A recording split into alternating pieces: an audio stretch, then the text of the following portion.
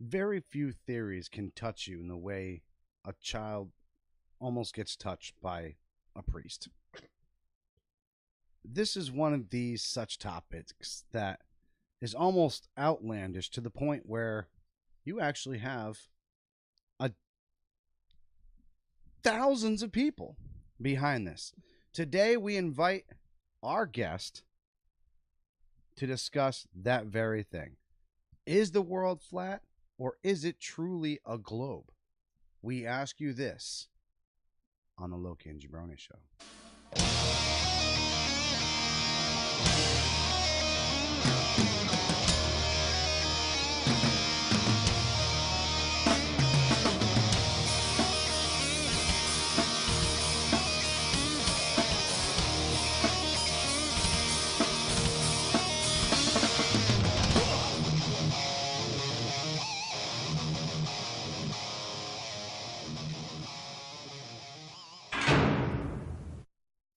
It is the moment I've been waiting for, and many of you have been waiting for. Ladies and gentlemen, welcome to the Loki and Jabroni show. We are going to break format just a little bit tonight. I'm going to get the introductions, and we have something very important to talk about. I myself am the Jabroni part of the team. I am Chris Burns, the Jabroni, the redneck Adonis, the man in the outer tower power, too sweet to be sour. Next to me is the Portugal Viking, the world champion Red Sox loving, his name. Loki, Michael Smith, as always, and behind the scenes, behind that awesome box, Eddie Focus. How is everybody today? Unfortunately, great, we had bad news yesterday. More so you two than me, but I'd be lying if he said he didn't touch my life in one way, shape, or form over the last 45, almost 46 years. The passing of Stan Lee at the age of 95. What man, a like I said, full, first of all, amazing life. 95 years old is amazing. Anyways, let me just say, if you, I think I said it on my page personally, but if you've ever made the schnink noise, Yep. like you've had Wolverine The claws, yeah. if you've ever act like you've done the Spider-Man freaking webs, if you ever hulked out, just got mad and smashed things, you better thank that man right there, because these creations. It's funny because one of the guys actually on Twitter posted, "Oh, if you put a Superman cape on and flew through Metropolis and thought you better thank Stan Lee." This guy blew What? up on him. Well, the guy blew up on him and was like, "Yeah, it's first of all, it's DC, blah blah blah." And I'm like, "Look, dude, look." Let's not. He's completely off base. However, you got to understand this is a comic book era. Without one, you wouldn't have another. Without Batman, you wouldn't have Moon Knight, as gay as Moon Knight is. Well, Without Superman, you wouldn't have Wonder Man, as dumb as Wonder Man is. What Stan Lee did though, he's like, well, let's take that whole Superman type archetype and see if we can apply it to different types of people. Right. So more than just put on a cape flying around, let's create some more dynamic characters. And I think what Stan Lee did better than anybody else was, you heard it a lot. Any of you who watched Suicide Squad heard the term metahuman about 600 times, as if they're trying to drive it home.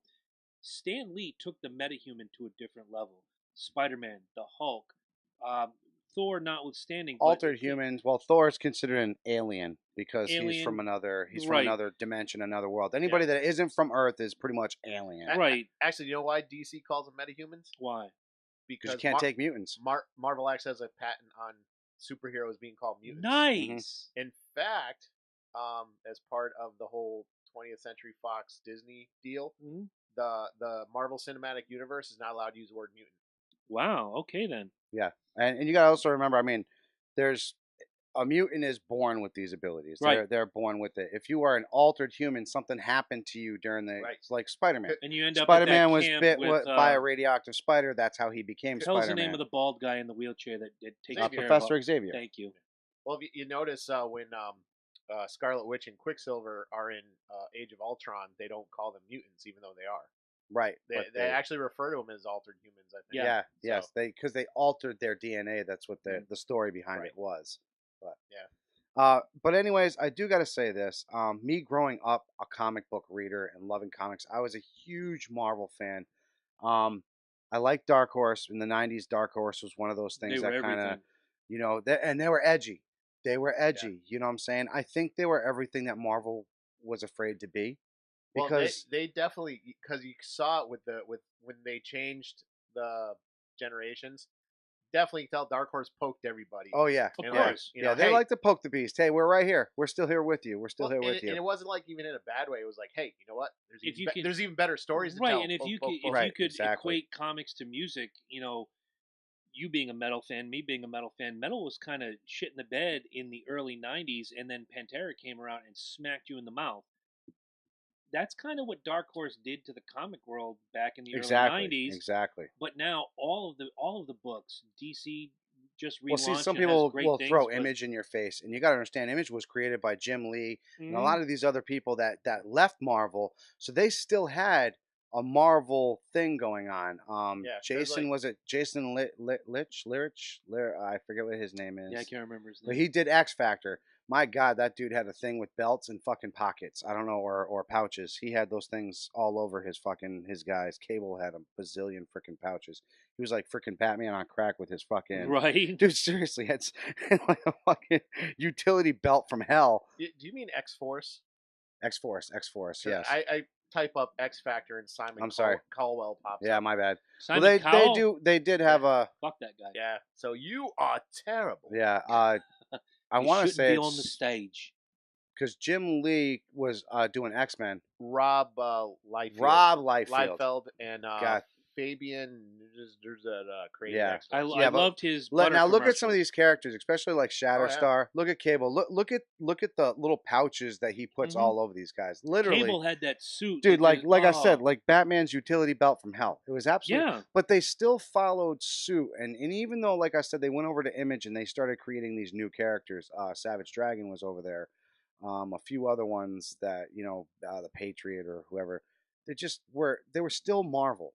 Dark Horse was never like that. Dark Horse gave you, like you said, the edgy stories, the things that you weren't expecting anywhere And else. you know what else was great about them? They got to do all the experiments. So when somebody was like, "Hey, let's put the Alien and the Predator together," And they give did it. Give it to Dark Horse. And they did it And great, they did it man. great, I still which still pisses have me some off of that the those. movie sucks. No, so but the bad. great thing about You had that, so much to go on, right? The comic books, what they would have crossovers once the big two, DC and Marvel, saw that. You had Batman versus Predator and Spider-Man Yeah. versus this, and it opened up the doors where artists, story writers, and all the writers involved could make these fantastic stories that they couldn't do in the construct of a DC or a Marvel.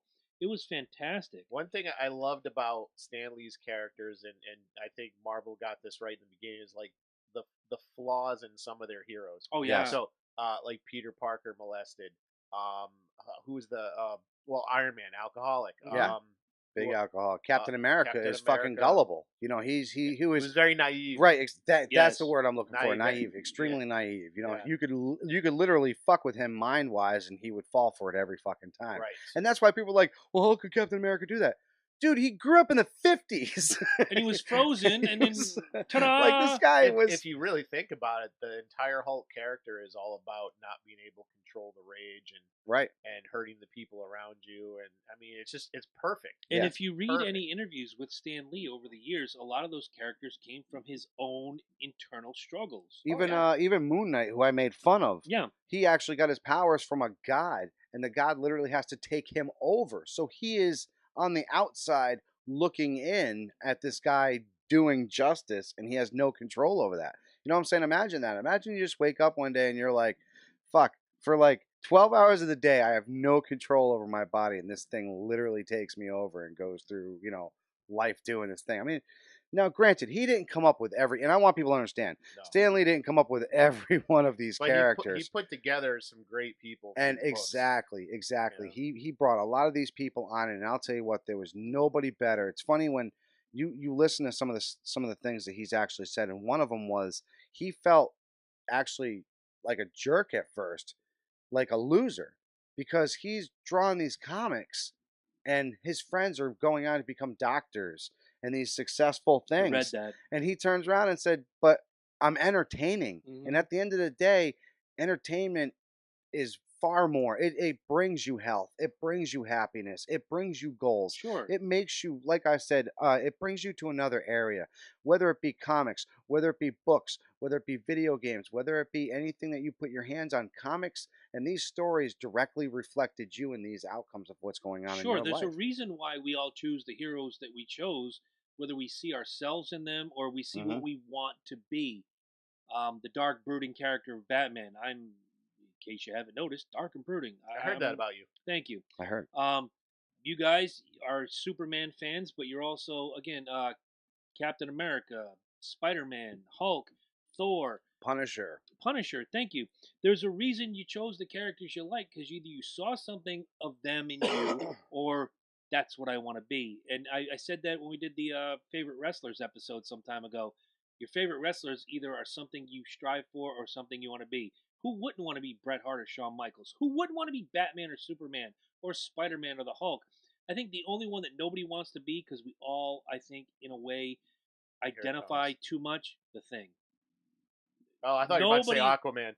Well, no, Aquaman doesn't want to be Aquaman. Mine would almost be Mr. Fantastic. That whole little that's just a weird ass power, man. Just to be able to like, I'd love to be Plastic Man and reach upstairs, grab a beer, have it come back down. I almost feel bad. I think I'd probably be lazy if I was that. Yeah, that I wouldn't be I wouldn't be a superhero. I would definitely. I almost damn right. I wouldn't have a job. I've never connected with Fantastic Four. Me neither. And I almost feel bad because that was Jack Kirby's brainchild. And I got to read a comment when you're done. Go ahead. And he's one of probably the greatest comic book artists of all time. So much that Eastman and Laird put him in one of their issues of Ninja Turtles. The idea of Fantastic Four, like altered humans, they went out into space, got into this thing, blah blah blah, came back with these powers. From a reader's point of view, this is a well-established family. And I don't, for me, I'm in the 90s. I'm 18. I'm not looking into a family at this point. You know what I'm saying? Yeah. So characters like Captain America, Wolverine, these rogues, Gambit, these guys were exciting to me. Freaking Ben is just bitching about his divorce, and freaking what's his face there, Reed Richards is bitching about how he's a brainiac, but he can only do so much with his powers, and his marriage is going down the tubes, and right. I was just sick of it. One of the comments that came in was from Jeff Howard. He was here with us a couple weeks ago. He's been here for a different episode. He said, "I love the cameo appearances he always did in the films." I'm gonna miss those. Yeah. What's up, Jay? Anything going forward, we're gonna not have that. And believe me, again, not a huge Marvel fan, but I watch all the movies. You wait for that one Stan Lee cameo. Dude, even in Deadpool. He was in Deadpool. Yep. When he was the DJ. Come on, man. Yep. That was classic. I'm sorry. Deadpool's got the best one where Stan Lee's talking and he just stops. He goes, "Can it, Stan Lee?" Yeah. Right? Quick question. The only non-Marvel movie that Stan Lee made a cameo in was? Oh, Mallrats. Thank you. Mm-hmm. Asked that question earlier. Somebody said Clerks, and I kind of gave him the side eye. He goes, wait, no, don't. Mallrats. Almost, yeah, almost. He was that close. Almost. I want Randy, if you're out there, I give you credit, man. You tried. Look, but you got to also look. Could you imagine this? Now, first of all, you helped create one of the greatest things in the industry in comic books. Mm-hmm. Comic books were super easy. You literally roll in there and it's pictures telling a story, and it kept going on every month. Death of Superman. I don't think I've ever, I know that's not Marvel, it's obviously DC, but I don't think, I'm sorry. No, I do remember. Spider-Man. I think it was the Amazing Spider-Man, like 300th anniversary edition, where it was a platinum cover, a gold cover, and then the black tinfoil cover. Yep. Well, they did the same thing with the Death of Superman. They had these, dude, there was lines, and limit one per customer, unless you were, unless you knew, per customer. Right, unless you knew somebody on the side, and he kind of like hooked you up, you know what I'm saying? You know, because I still have the Death of Superman, the black cover. You know, there's for those of you folks, we are from Connecticut. There was a little comic shop in downtown Norwich. Comic Den, John. Yep, the Comic Den, man. And what a great guy! What a great guy, man. That was a great shop. Yes. He eventually became the Comic Connection over on Boswell Avenue. Yeah, and what sucked is he was just so nice, and he helped so many people, and ended up fucking him in the end because so many people took fucking advantage of him, man. But what a great that dude would do anything for you. I remember trying to get him into the Warhammer stuff. Yes. Yes. You know, by then though, I think it was like it was too far gone, man. If you guys are watching the YouTube gimmick, real quick, chime in. Tell us your name. Tell us you're watching. This is a big night, especially as we talk about Stan Lee. And to go back, we talked a lot about Marvel versus DC cinematic. Well, hold on before we go on to it. Let me just finish it real quick. I'm just gonna say, think about this. You create the comics, Mhm. right? And then the 90s come around and you hit it big. I mean, people are like buying your shit. These stories are coming out of nowhere. 80s was not so well for him, you know what I'm saying? Mhm. But 90s hit Oh. big. X-Men Gold, X-Men Red, X-Men Blue. I mean, they had so many different comics out there. X-Force #1. I'll remember going back to John Deadpool from being in X-Force for right, crying out loud. going back to John at Comic Den and then later Yes. Comic Connection. Did the plastic hermetically sealed and it had the poster inside, and I bought 4 of them. 3 one so I could read, one so I could sell, one so I could keep, and the other one I think I gave away to a big Marvel fan. And I'm not the huge Marvel guy, but X-Force, the offshoot of the X-Men back then, Mhm. was fantastic. We were talking about Cable before the mics went Oh hot, yeah. and that was part of the X-Force. I loved Cable. Cable was a really good brain creation. That was one of those things they set aside. But real quick though, I just gotta say, 2000s come around and comics are dead. They are dead. They're definitely niche. gone. People, you can get the shit on. You know, you can go online and you can go to these places and you can literally be like part of this comic, online store, comics.com, and only pay like $4 a month and read comics unlimitless. So Mhm. people aren't even going to comic book stores anymore. They're trying everything. They kill Wolverine off just recently. You know what I'm saying? They're doing everything. Again? You go through We all talked exactly, about it yeah, here. exactly. Yeah. We go through all this, and then it gets reborn through movies. And And then- Stan Lee got to see this, and not only see this, become a part of it. So much a part of it Hang on, back up that though. he's there. We should touch on this. He got to see it after they originally had sold the movie rights in those shitty Yeah, fucking yes. movies. came out. Yup. Oh, Now- those were. Even though Dolph's Punisher has a But soft wait, spot and, in our hearts, and that's kind of where I was going. it is a because bad movie. It they is. did it the So is Thomas Jane's Punisher too, though. whether it was Stan Yeah. But that was Lee- Sony, though, wasn't that Sony? I think so. We'd have to I have think somebody Thomas go to Jane's the Google machine. You're Punisher right. was Sony, yeah, but that yeah. and War Punisher. But I going think. back Yeah, to all- the Warzone. Yeah. I He haven't even wasn't seen it. bad though. I He like was. that actor. I've never seen. He it, was though. actually a good Punisher. Mhm. I liked him. I think Joe Bernthal has kind of nailed the character, though. He's exactly Yeah. how I. Oh always yeah. pictured him. Oh yeah. Yeah. So Yeah. The one from the show, right? yeah. right. Yeah. Fucking Shane from Walking Dead. But if you Yes. go Perfect, back to the perfect. late 70s, early 80s, DC was having movies. Obviously, Batman had the movie in '66, Superman in '78. Well, yeah, and the then, old right. film. Exactly. But when specials, you yeah. saw Spider-Man, it was on your local cable station with Nicholas Hammond, really shitty Oh, that acting. '70s TV show. Yes. Throwing stretched out cotton in Yeah. the air. Yes. Now you had the Captain America TV show for about 14, 15 minutes. With Thor with the bendable ear things. Right. You had the Incredible Hulk, which was a fantastic series. I love that series. Was. Lou Ferrigno was and always will be the Hulk in my He's eyes. the only actual human that's ever going to play the Hulk. Yes. It's Now, the truth. It's the truth. but as they walked through, DC was dominating the market in the 70s, the 80s, and into the 90s, but something changed. I don't know if it was the selling off of everything or whatever, but somewhere Marvel got it right. Blade. Well, Jim Lee came in at that time. He was doing X-Men, and he was doing it beautifully. Well, I don't know if you guys remember Rogue. The X-Men Rogue cartoon was show really one helped. that was done by Jim Lee, dude. Jim Lee did that. He was he was one of the artists. He was one of the people that followed it. They actually followed storylines from the comics. That's why it was so real. That's why people were interested in it. Wolverine wasn't this little he was actually fucking Wolverine. You know, you got a 'Cause taste they of the had comics. tried an animated special before. I And it was remember, bad. and he sounded like he was Australian, and Yeah. I'm like, Yeah, no, Logan's it was Canadian. It was bad. It was Like, bad. You know, he's supposed to be like, come here, eh? Let's fight you, hoser. But Wow. But Hoser and they whatnot. threw the that Weapon X in there. They actually treated the characters. I think though, like I said, I think the movie obviously that really brought Marvel back to life is Blade, honestly, because that was Yes. the first. I mean, okay, A lot of people don't realize had it, Howard the but Duck, you got to also remember that but- was See, he went there. yeah, went there. that was That movie's coming. You know it's oh coming. god, Oh, it better, cripes. it better. Howard the Duck deserves a good movie. A better one than It they does. had in '86. Look, Do, there's do you know who does his voice for those Now? couple cameos he's had? Bob Backlund. The Seth Green. yeah, Oh, okay, nice. yeah. I remember reading that.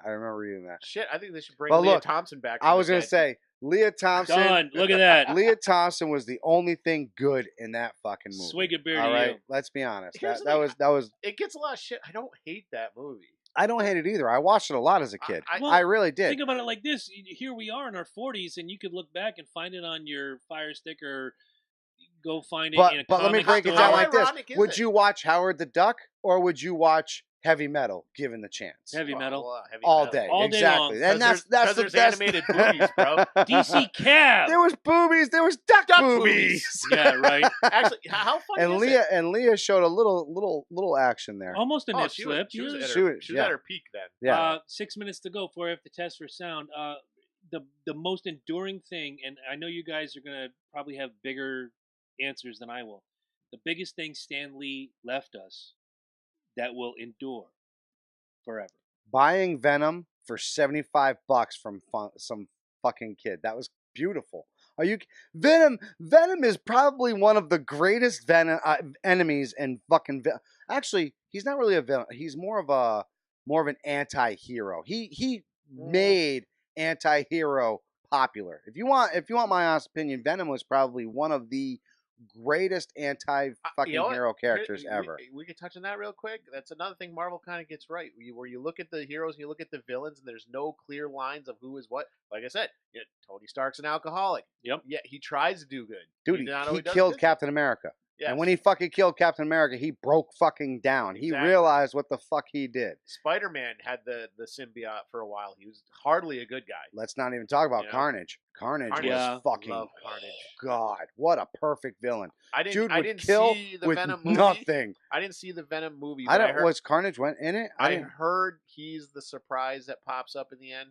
I've That's already. pretty cool. What Not film, Tom What Holland. film is this? Tom Holland's got nothing to do with it. He's not in it. I looked it up, but I heard Carnage shows up at the end of the Venom movie. I haven't seen it yet. It got, I know there was all the it other got symbiontes. I It know. got skewered in the reviews. but Yeah, I heard. Okay. I had a feeling that was going to happen because Marvel was kind of like, away from it, and they Yeah. didn't. They told him no, we're not putting Spidey in it. No, that was right off the bat. Spider-Man's not going anywhere next to your movie right now. And you really people heard couldn't. about that, and they were like, I don't want to touch that You shit. really couldn't right now because of Avengers. I know, hear you you. really I couldn't. hear you. So you really got to do another Spider-Man movie and then maybe stick Venom in it. know? But didn't they do Cameo. that with what's his nuts there, Topher Grace? And... Dude, Topper Grace wasn't a bad Venom. He was a terrible Brock fucking... Thank you. Eddie Yeah, Brock. Eddie Brock. He was Eddie a Brock. terrible Eddie Brock. Brock Lesnar. Brock. I know, I got Brock Lesnar. Brock on my brain. Lesnar's Brock a terrible Lesnar's- Brock Lesnar. Brock Yeah, Lesnar's I a mean- great I mean- Venom. We'll get into that next week. I mean, This was different. Bane is a much better Venom. Or Eddie Brock. Bane's a much better Eddie Brock. Eddie, what's going to be the enduring legacy that Stan Lee leaves behind? Just you know what? Just the sheer fact that comics went from child books to like serious literature. I'll use the word literature. Like there's some great stories in some of these comics. Some of them are silly. Some of them are serious. And I mean, it's sad to Loki's point that comics are kind of on a basically they're spending millions of dollars on these movies to sell a few 100,000 comics now instead of vice versa. It is. You know, But they're And making the One money of their back biggest hand over stories fist. coming up, right, just to let you guys know, Wolverine gets his hand on the Infinity Gauntlet. Ooh. Oh, yeah, he's back again. with the Infinity Gauntlet. Yeah. Oh. Yeah. Oh, they got to keep. Go- They got to Go, keep pushing that. right now. run and go get the comic now. Well, see, here's the thing though. They have to push that right now because it's of hot. Right. It's hot. The Well, Infinity 'cause Gauntlet's that's what's hot. in the MCU. See, Yeah. that's the only thing I don't like is when the movies start dictating the comic world. It doesn't know? need to because the comics should dictate the movies like they have been. Or just you keep them separate. But what Marvel Can't really do needs that. to work You know on, you can't do I that. know. What Marvel really needs to work on, because in this, we should talk about the bad with the good, is their animated universe fucking blows. Oh God, it's horrible. DC has that shit on lock. They do. On lock. Did you guys see Teen Titans go to the movie? Please No. go see that. No, I do. Please go see it. I was gonna take. Go rent it. Go I watch was it. gonna take the kid to please. see it, but I missed it. But I heard it. Please. Nicolas Cage is Superman. Yes. Please, guys, please go see it. And for those of you who have already seen, I'm telling you guys, it's fucking... You know, I do say I think they might do pretty good with Into the Spider-Verse. That looks decent enough. I But like it Miles. looks like they. I'm a fan of Miles because Have you heard the fan theories for how they're going to cross it into the Spider-Verse? Yeah, no, The fan theory is that this movie is actually Homecoming. No. The Into the Spider-Verse, the animated Oh, one. Miles. okay, yep, okay. So the fan theory is that movie actually takes place in the Tobey Maguire universe, and it's the Tobey Maguire Spider-Man talking to Miles. Interesting. I Because like that. there's a lot of things in the movie that connect them. So the rumor is it's almost like Spider-Man 4 that we didn't get. Okay, I'll go with that. And I like that. Because he does pass the torch on. Well, they all get pulled into something. Yeah. No, that's and because the way they portray the Peter Parker Spider-Man in that movie is he's bitter, he's jaded, and at the end of Spider-Man 3, he kind of sucked. So they think he's Tobey Maguire Spider-Man teaching Miles. That's the fan theory. They don't know if it's bullshit. Tobey Maguire doesn't voice Peter Parker, so let Chris awesome. Go ahead and wrap up your question. The most enduring thing, and I think Eddie hit it probably harder than anybody, is just he gave us far too much. The comics, we're in our 40s. There's not a day that goes by that if I walk into a Barnes & Noble or a Books A Million or whatever, that I don't take that hard right turn when I first walk in and check out the comics. You go a little bit further in and you check out the graphic novels. That was my big thing. Look around us. We have Superman gimmick over there. We have Spider-Man thing. We have the Hulk and all this stuff. We're still involved. And we're in a time where when our parents were this age, it was, Walter Cronkite and Betty White and the Golden Girls and all that bullshit. We're still attached. And it lets us be young, even just for a few more days, a few more weeks, a few more months, a few more years. When the movies come out, we're attached to our TVs. Well, to a certain extent, whether it be shows, whether it be Netflix, whether it be movies, whether it be video games, whatever it may be, we're attached to content. Freddie Mercury. Freddie Mercury content. Banged it a long time ago when he talked about Radio Goo Goo, Radio Gaga. Of course, we were at that time. It was radio. Video killed the radio star. No, that was not Freddie Mercury. No, that was not. That is non-heinous. Speaking of non-heinous, we're going to take a quick 3-minute break. We're going to test for sound. We come back. We're going to have Nate Thompson and the theory on whether the Earth is flat or globe-shaped. All right, we'll see you guys in 2 and 2. One of the hottest debates going on today, strangely enough, is the shape or the plane of the Earth. Is the Earth a globe? Is it flat? One of the leaders of the largest Facebook groups you will find is the official Flat Earth and Globe discussion. He is here tonight. His name is Nathan Thompson. Nathan, how are you this evening? I'm great. Thanks for having me on the show. I'm glad you agreed to it. Fantastic to have you here. So, as we broke it down to you and to the listeners, we're going to do this in 3 segments. The first segment is going to be you describing to us, and I'm sure we'll have a couple of minor questions going forward, say 15-20 minutes of... No, we'll let him have his thing. Describing how you came to believe the Earth is flat. The second 20 minutes is our questions, myself, Michael, and Eddie. And then the last 20 minutes, we're going to open it up to the listeners and or the viewers on the live stream.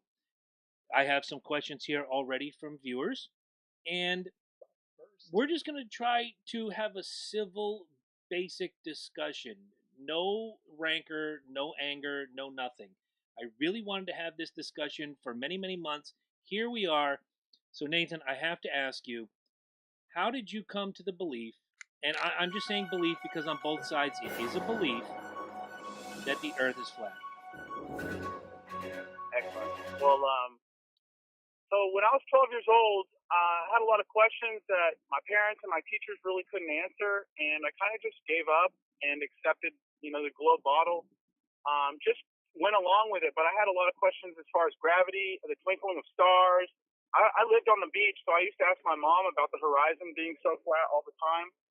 And I kind of put it in the back of my mind until I was studying applied neuroscience and biochemistry for about 5 years with Michael J. Lavery. He wrote the book Whole Brain Power, and Michael told me he did a lot of things for me. He helped me grow taller in my late 20s, early 30s. I put on almost 50 pounds of muscle, and I wasn't working out or going to the gym or taking steroids or anything. He changed my whole life. And so one day he told me, Nate, you got to look into this flat earth thing. And I go, man, you got to be joking. I've heard B.O.B. was a flat earther, but at the time I thought he was just smoking really good weed or something. Like, you got to be high to think the earth is flat in 2018 or back then it was 2016. And he told me, no, Nate, you got to look into this. I said, well, how long have you been looking into it? And this is probably the smartest man I've ever met in my life, and I've met a lot of people. I'm pretty outgoing. He told me I've been looking into flat earth for 7 months. I said, dude, you've been looking into it for 7 months. Why didn't you tell me? And he said, I had to make sure. And so I asked him, what are a couple things I need to go look at? And then he goes, well, one, just start taking a look at all the photos from NASA. None of them are actually from space. They're composites. And two, the largest private, aka space company, that's trying to get to space keeps sending up these massive rockets, but they can't get up. And he told me the videos look like they're hitting a dome or a firmament. And so I was like, well, that's weird. I'm going to debunk this in about 5 minutes. Let me call you back. And so I watched the videos, and the videos weren't proof of flat Earth, but what I thought was interesting is that I didn't even know that no private companies go to space. It's only the government and NASA and JAXA and all these other companies from other countries that are claiming to go to space. And SpaceX isn't private. They get $4 billion a year in military funding and stuff. So well, I can certainly agree with that. I used to work for a company that I was a X-ray technician. I X-rayed parts for SpaceX. Never quite understood, but continue, please. Yeah, of course. So that led me on my journey, and that lasted 3 days of me pretty much not sleeping. I was still eating, and I was just blown away that there could be a conspiracy this big. I started thinking about all the rocket launches and the International Space Station and the spacewalks that they do. And I already had a lot of questions about the moon landing, but this made a lot more sense about why they would be lying about the moon landing. And so after 3 days of thinking, man, maybe there's something here, I decided I have to test it for myself. So I wasn't going to be a believer in flat Earth or a believer in globe. I wanted to know for myself and confirm, are we on a spinning ball in space, or is the Earth flat and stationary? And so I started a list of experiments, a laundry list of experiments. I've never met a flat earther who's done more experiments than me personally. I'm sure they're out there. They're just not as outspoken as I am. But I'm just saying I haven't met them yet. So first experiment I did is boats don't disappear over the curve. You can zoom in on boats that are over 10 miles away, and they pop right back into view. At first you can't see them, but it's just perspective. Also, there's a lot of things going on with the air. So air is most dense at sea level. Also in the ocean, there's a marine layer. And then there's dust, and sometimes there's smog coming off the coast. It really depends. So there's a lot of things and then the most common form of light refraction is downward. So things are actually going out of view on a flat Earth, but it's not curvature. So you can pull out a laser, or we can do tight distances using high optic zooms and stuff, and determine that, yes, the way it's appearing to go out of sight, it looks like curvature. So then I started doing tests on the stars. Star trails. Star trails show no progressive movement for Earth through space. All the stars are making perfect circles around the northern pole star. And then I did an experiment that I've never seen recreated by a flat earther or a globe earther. Stars don't intersect the marine horizon. So globe earthers think we're on the spinning ball in space with a ton of curvature. I mean, at 10 miles, you're at 60 feet of curvature. But stars don't intersect the marine horizon. They vanish off in the distance, just how you would expect them to on a flat Earth. But on a spinning globe, and I'm open to new information. I mean, I'm an honest man. If I'm proven to be wrong, I'll admit that I was wrong. Otherwise, I would no longer be honest. What about the Big Dipper? Yeah, so that's another proof of flat Earth is the fact that we even name constellation. So if there was parallax, guys, just since I started the group 2.5 years ago, if we're blasting through space 20 million miles a day following the sun in this perfect corkscrew pattern with all the other planets, since I started the group 2.5 years ago, we would have moved over 10 billion miles through space. And science will tell you, mainstream science, which I call scientism, pseudoscience, junk, trash for the brain, will tell you there's parallax. But we have constellations since the beginning of recorded time. And, I mean, if there was parallax, we wouldn't even be naming constellations. I mean, that just doesn't mean, and the northern star is always stationary. So, I don't know, hey, I can hear someone like, it's hard to give my testimony. I can hear someone talking. No. Nobody's talking. We're trying. There was something happening going on here. I apologize for that. We have people on the actual inside our thing asking questions too. So I was just asking a question back. But go ahead. Yeah, of course. So also I started looking at stars with my P900. Now I have a P1000, and so stars. I get better footage of the stars than NASA does from the International Space Station. I get better photos of the moon than NASA does from the International Space Station. Now, how much did you pay for something like that? And where did you get the something? The Nikon P1000 is the highest stock zoom camera on the market. You don't even have to buy any additional lenses. It's got 125 times optic magnification and then another 25 times digital. So that's better than that's better than a telescope? It's better than most 90% of all telescopes on the market. And then the ones that are better than the camera usually come with software. So, did I lose you guys there? You guys No. I got you. No, you're good. So also another one that just throws the entire globe model out the window is moonlight's cold, and the sunlight is hot. And it's not just those two differences. Moonlight's also putrefying. It causes vegetation and meats to decay. Sunlight's hot, preserving. It's how we make beef jerky. But it's also yellow, and moonlight's silver. So we've got two completely different energy lights in the sky, and science is telling us that it's just one light source, and that's just a total joke. Then I did something I never even heard of. The sun turns green at sunset and sunrise, sometimes called a green flash. I did an experiment when I went to the beach and I watched the sun. Right when it hits eye level, for a brief moment, it'll flash green. Now, you guys are familiar with the cover of the Pink Floyd album. It's a prism, right? Oh, absolutely. Yes, indeed. Okay, great. The light's coming from downward. So what's happening when a green flash happens is the atmosphere is acting like a prism. And so the light's above the horizon, it's above the water, but it's so far away, it's touching and intersecting the marine horizon. But for an instant, right when it hits eye level, it turns green at the top of the sun. And if you watch the front of the Pink Floyd album, the light coming from below the prism, when it's reflected outward through the other side of the prism, the red, orange, yellow is actually above the green and the purples and the other darker colors. And so what's happening with the sun, the green flash, is the sun's above the horizon. So when you take a light and you shine it from above a prism, the color spectrum is inverted. So now the green becomes on top of the red, orange, yellow, and it only works when the light is above the prism, never below. So I haven't heard, and that's the experiment I did myself. Also, there's a ton. We've been doing laser experiments. We went out and tested the Salton Sea, 9 miles, should be about 55 feet of curvature. Held a laser 4 feet off the ground. You could see it from the other side. My friend Daryl Marvel did about the same experiment in Oregon.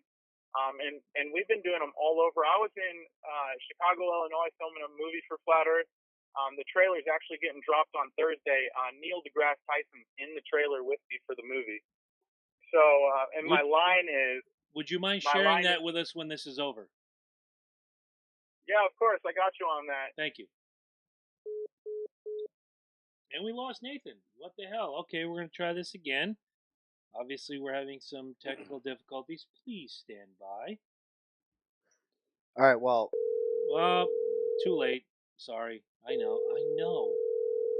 Wait for the question and answer. Totally blew me off on the fucking big dipper. Sorry about... my dad called. Oh, your dad called in. Yeah, and I'm sorry, I pressed the wrong button on accident, guys. I apologize about that. No worries. Hello to Dad Thompson when you get a chance. Yeah, I will. Funny story about that. I told him about Flat Earth, and, most people really reject it, but my dad keeps an open mind, even though he's not religious at all. He thinks it's the dumbest thing ever and all that. I told him about flat Earth, and a week later he calls me back and he goes, Nate, I think you're onto something. Interesting. And I was like, yeah, you know what? I think I am too. So, and that was back when, I had a group of a few thousand people, maybe a couple thousand when I told my dad about flat Earth. But now we're looking at 125,000 people, and once you go flat, you never go back. And so, that pretty much wraps up for my experience. Like, you guys should see some of the new footage I've been getting. I've been getting Saturn from my kitchen. I'll just open my window from my kitchen and then zoom in on Saturn. You can see Saturn is entirely its own light source.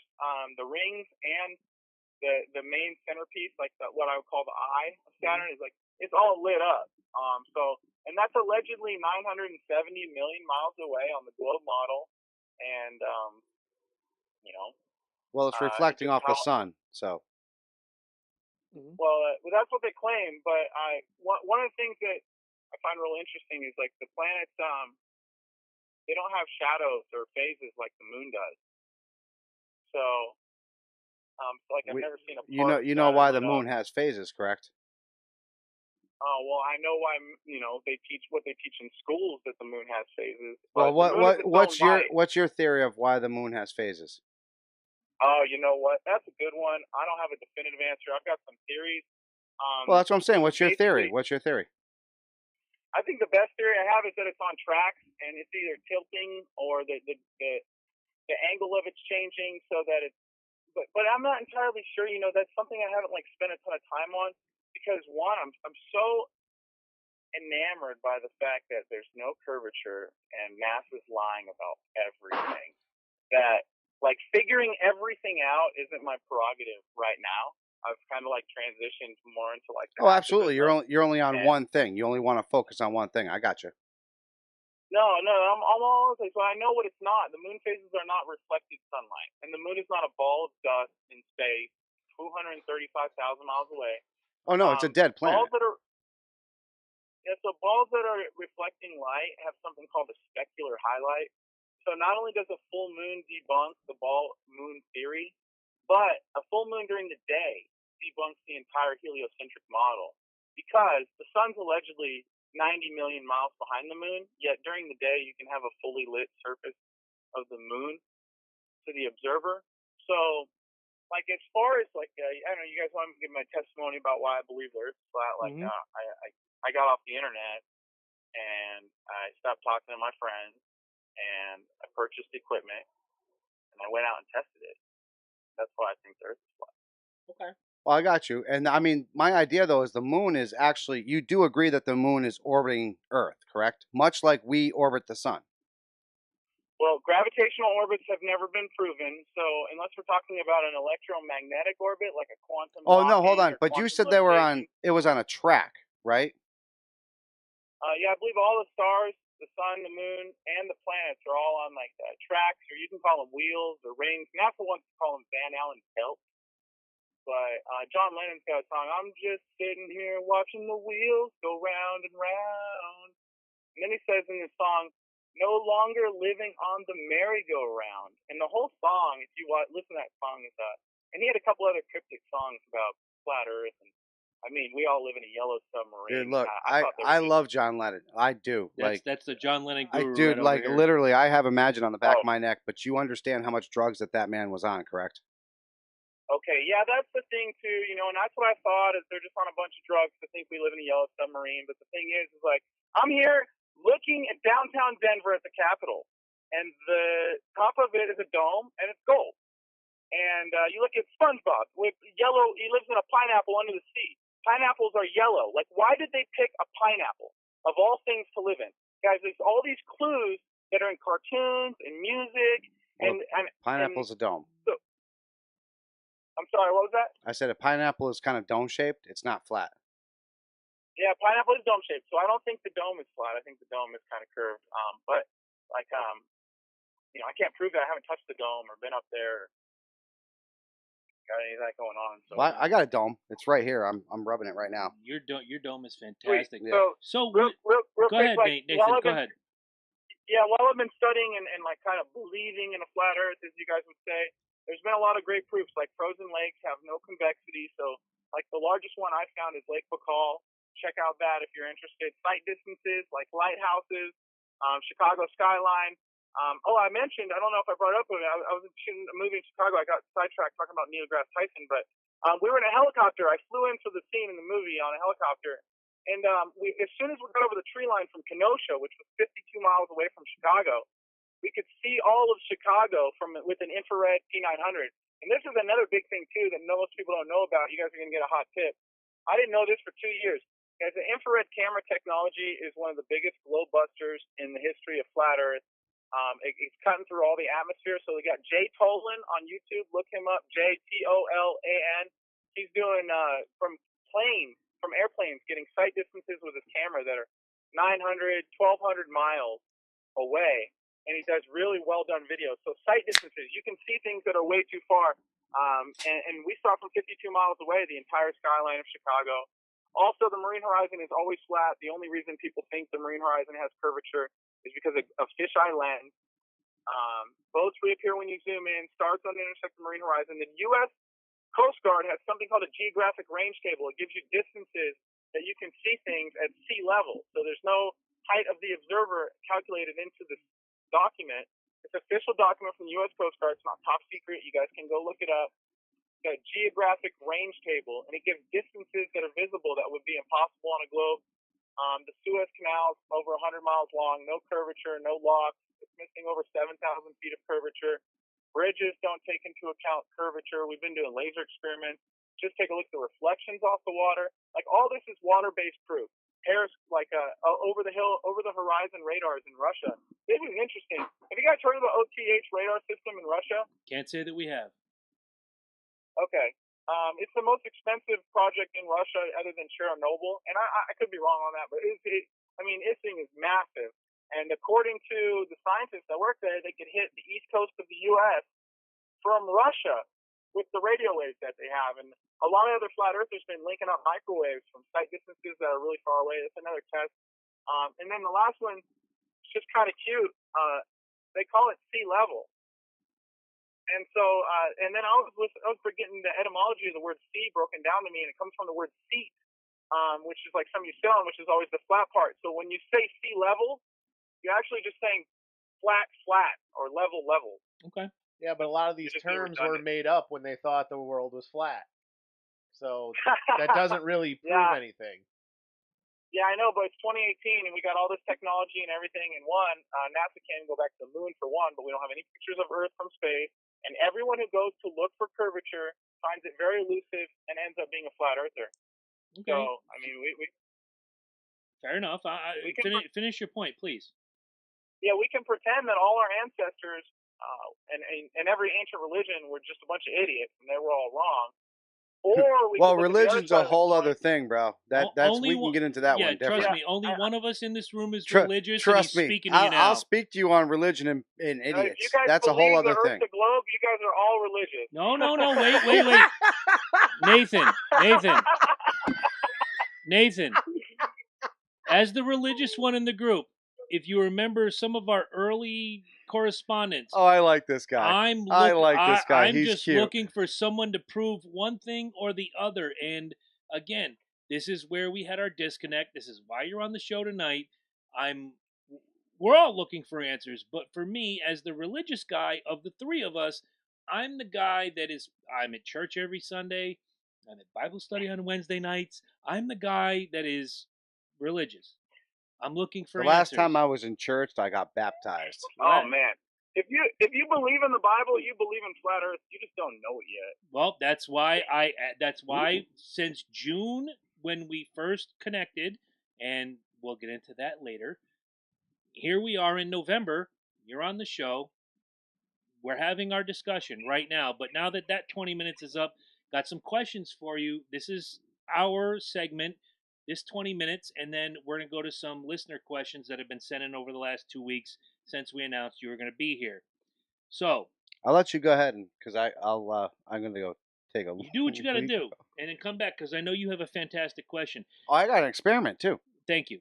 And people at home can actually do this experiment. We're gonna find out, and we can soon actually like get on the phone with each other from across the world, and we can do this. Okay. Obviously, we want sunlight to do this because it's a shadow experiment. Very good. But I have an experiment for all of us to do. You're gonna love it. Okay. Well, let me get into the questions. Okay. Neil deGrasse Tyson already says that experiment works if the sun is closer. So you guys are assuming a 93. Say again. I couldn't hear you. The shadow experiment works on both models. I just want you guys to know that. So, I mean, before you guys talk about it for like 10 minutes, I just want you to know it works on both models. Okay, fair enough.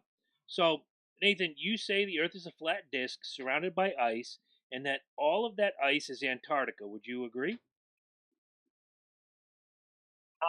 No, I'd say it's flat, stationary, and covered with a dome. That's what I know. As far as what's going on with the perimeter, pure speculation. I don't know. I know there's an Antarctic treaty since 1961. They're restricting travel there. I find that all very peculiar, especially because 1960 is when we decided we're going to go to the moon. So once all of the countries that are in the United Nations decided that we're not allowed to own any property in Antarctica, no country's allowed to own property in Antarctica, it's a no-fly zone, and travel's restricted. You can go on guided tours, or you can go there with the military. But once we all decided, hey, Antarctica's out of bounds, let's put a finish line on the moon. And we're going to go there, and then the president's going to call the moon with a landline. Like, this is stuff that globe Earthers honestly believe. It's so insane. Okay. So I don't know what's going on. I don't know what's going on with the perimeter. I know it's flat. I know it's stationary. I know it's covered by a dome. Okay. So can you explain why so many explorers have reported they crossed Antarctica in the past? Dude, that's like, can you explain why the news told me there was a school shooting and none of the kids are dead? See, I'm gonna stop you right there because you brought up going along with the famous explorers thing. Captain Cook took him 3 years to circle Antarctica, which is kind of what we're talking about, and he went over 60,000 miles. But now, if the Earth had balled 24,901 miles around, please tell me how it takes an explorer 60,000 miles to go around an island at the bottom of it. You brought up a school shooting. I have a friend that is a teacher at Sandy Hook, and she was there, and 2 of her students were killed. Wow. She's in the room. I got a friend that was at Sandy Hook. Wow. Excellent. Yep. I'm in Connecticut, bro. What do you want me to do? I'm in Connecticut, 60 miles from the site. Excellent. I got friends in Nashua, and I got friends in Boston, and they'll meet up with you and debate. Ernest Pearson knows way more about Sandy Hook. All those friends out there know way more about it than I do. I'm from Orange County, California. So I can tell you about flat Earth all day. Sandy Hook's not my professional topic, but dude, the parents that said their kids died were on TV laughing before their interviews. The whole thing is fishy to me, and the fact that we're even talking about it today shows that there's something going on with that. They've been silencing people for Sandy Hook and censoring Sandy Hook truth pages since day one. I know people that get censored on 30-day bans from Facebook talking about Sandy Hook. So, oh, wow, I got people censored. So, yeah, that's what's going on there. So, you asked about ancient explorers. Yes. Listen, I don't believe every narrative that the mainstream media or the mainstream science textbooks tell me. None of us were there when Aristophanes did his experiment. None of us were there when Galileo or Copernicus. Like, these are all just characters for the globe Earth story. Like, what I'm more interested in is what can we prove ourselves. And so I know, it sounded like you guys are going to start talking about a shadow experiment, and we can easily go do this, and we can. It's really easy. If it's so easy, then you already did it, right? And you already have all the data. No, I haven't said anything. I'm asking questions. Yeah. Okay. So I guess that's the answer to my question that I got for you on the famous explorers. Okay, that's fair. So and I've seen you on different sites when I was a part of your Facebook group, gravity is not real. Explain that. Okay, so mass attracting mass has never been proven. Gravity is a movie with George Clooney and Sandra Bullock. That gravity is real. The mass attracting mass theory that's been around for a couple hundred years, it was only invented to put people on a spinning ball. It was invented by occultists. They're not real scientists. They were actually trying to control people. And you just got to look at the history. And then look at the science experiment. All these people think, oh, yeah, Cavendish. Guys, it's 2018. If gravity were real, it would be easily proven. We wouldn't need gravitational waves in space to prove gravity. like so funny in 2015 or something. They're coming out with articles. Gravity's proven in space, guys. We proved it in space. So, like, I just go back to things always rise or fall based on their density and the medium with which they're traveling in. That's why you have things like terminal velocity. Things aren't exponentially increasing in speed towards the Earth forever. So gravity says that it's got an inverse square law. So the farther away you get from Earth, the weaker the force is, but it gets weaker exponentially. So it works off the same properties that light works off of. Okay. And so yeah, it's just things rise or fall based on in removing air particles doesn't magically make things float or fly to the ceiling. An object is still denser than a vacuum, so it still falls in a vacuum. I hear that a lot. People bring that up a lot. So. Okay. If you don't believe in gravity, how do you explain tides? Because the interaction, according to the science and what they call the law, is the interaction between the Earth and the Moon proves that gravity exists. That's how the tides work. How do you debunk that? Yep.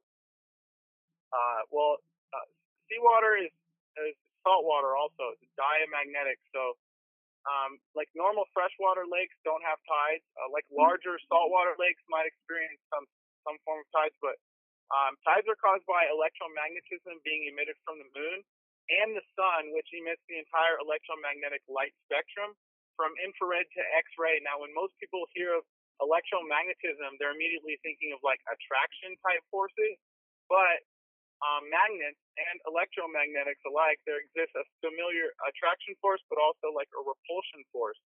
So not only can magnets and electromagnets attract, but they can repel. And so that's why we have 4 tidal movements throughout the day.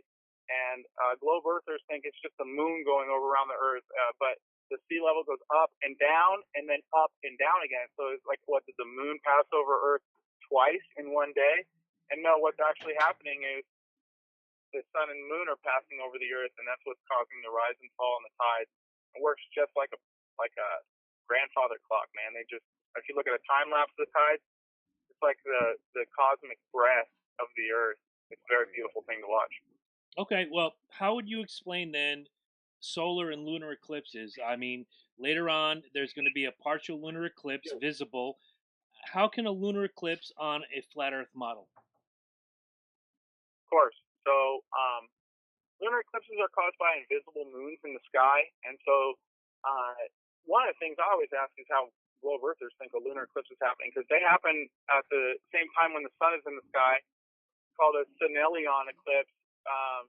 Synelion, I haven't figured out how to say that word precisely, but it's where the sun and the moon are in the sky at the same time, and there's a lunar eclipse happening. And the one other interesting thing is the shadow for the lunar eclipse comes from the bottom of the moon, even though the sun's on the other side of the Earth.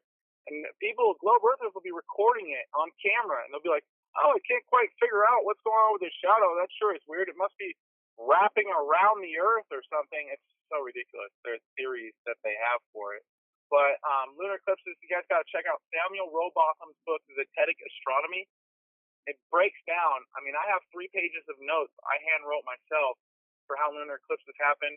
If anybody wants those notes, just email me, nathanppl@yahoo.com. I'll get those to you, but it's invisible moons in the sky. Lunar eclipses, another thing is people think it's a ball Earth shadow being portrayed on the moon, but shadows are black. They're not glowing red. Now, during some lunar eclipses, the magnitude's like real intense, and it A glows lunar like or a solar? We're talking about lunar. Okay, lunar is when the actual Earth covers the sun to the moon, and you can see the shadow of the Earth on the moon. Yeah, so that's exactly what I was saying. The shadows are black or dark, and the moon during a lunar eclipse is red. But you yourself earlier said that you weren't sure what the moon was made of, correct? So we don't know what the shadow could make should it reflect off of something. We assume that we know that the shadow is black here on Earth because we're used to that. However, if you don't know what a planet or a sphere or whatever we're calling the moon, an entity. Let's call the moon the entity. We don't know what the entity is made of. We don't know what a shadow will reflect. Black, red, purple. We're not sure of this. Shadows are dark, man. So if you're going to tell me the Earth, and then here's the thing: lunar eclipses only happen during a full moon. So if the Earth was a spinning ball in space and all these phases were caused by the moon, orbit around the Earth. That's false. That's false. A lunar eclipse does happen during any form. Any form. You just can't see it when it's on, say, a quarter, because only a partial part of the moon is showing. I've never seen a quarter lunar eclipse, man. If you could shoot me a video or something like that. I'd be more than happy to show you some pictures. Absolutely. Okay. Good. Yeah. Nathan PPL is my email. NathanPPL@yahoo.com.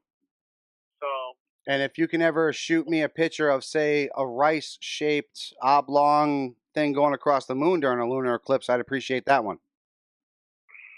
Great, good stuff. I got tons of stuff for you on lunar eclipses. Okay, excellent. Ferdinand Magellan, according to the legend, once traveled around the world in a boat. He started at one point, returned to the same point. The U.S. Air Force has done the same thing, but with an aircraft. How do you describe this on a flat Earth model?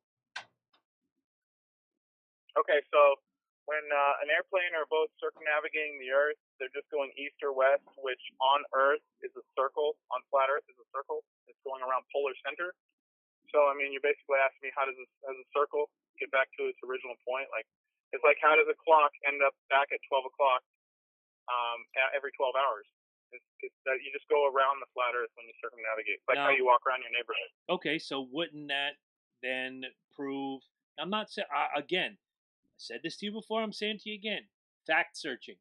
Wouldn't that be the same as a spherical globe going around the sun?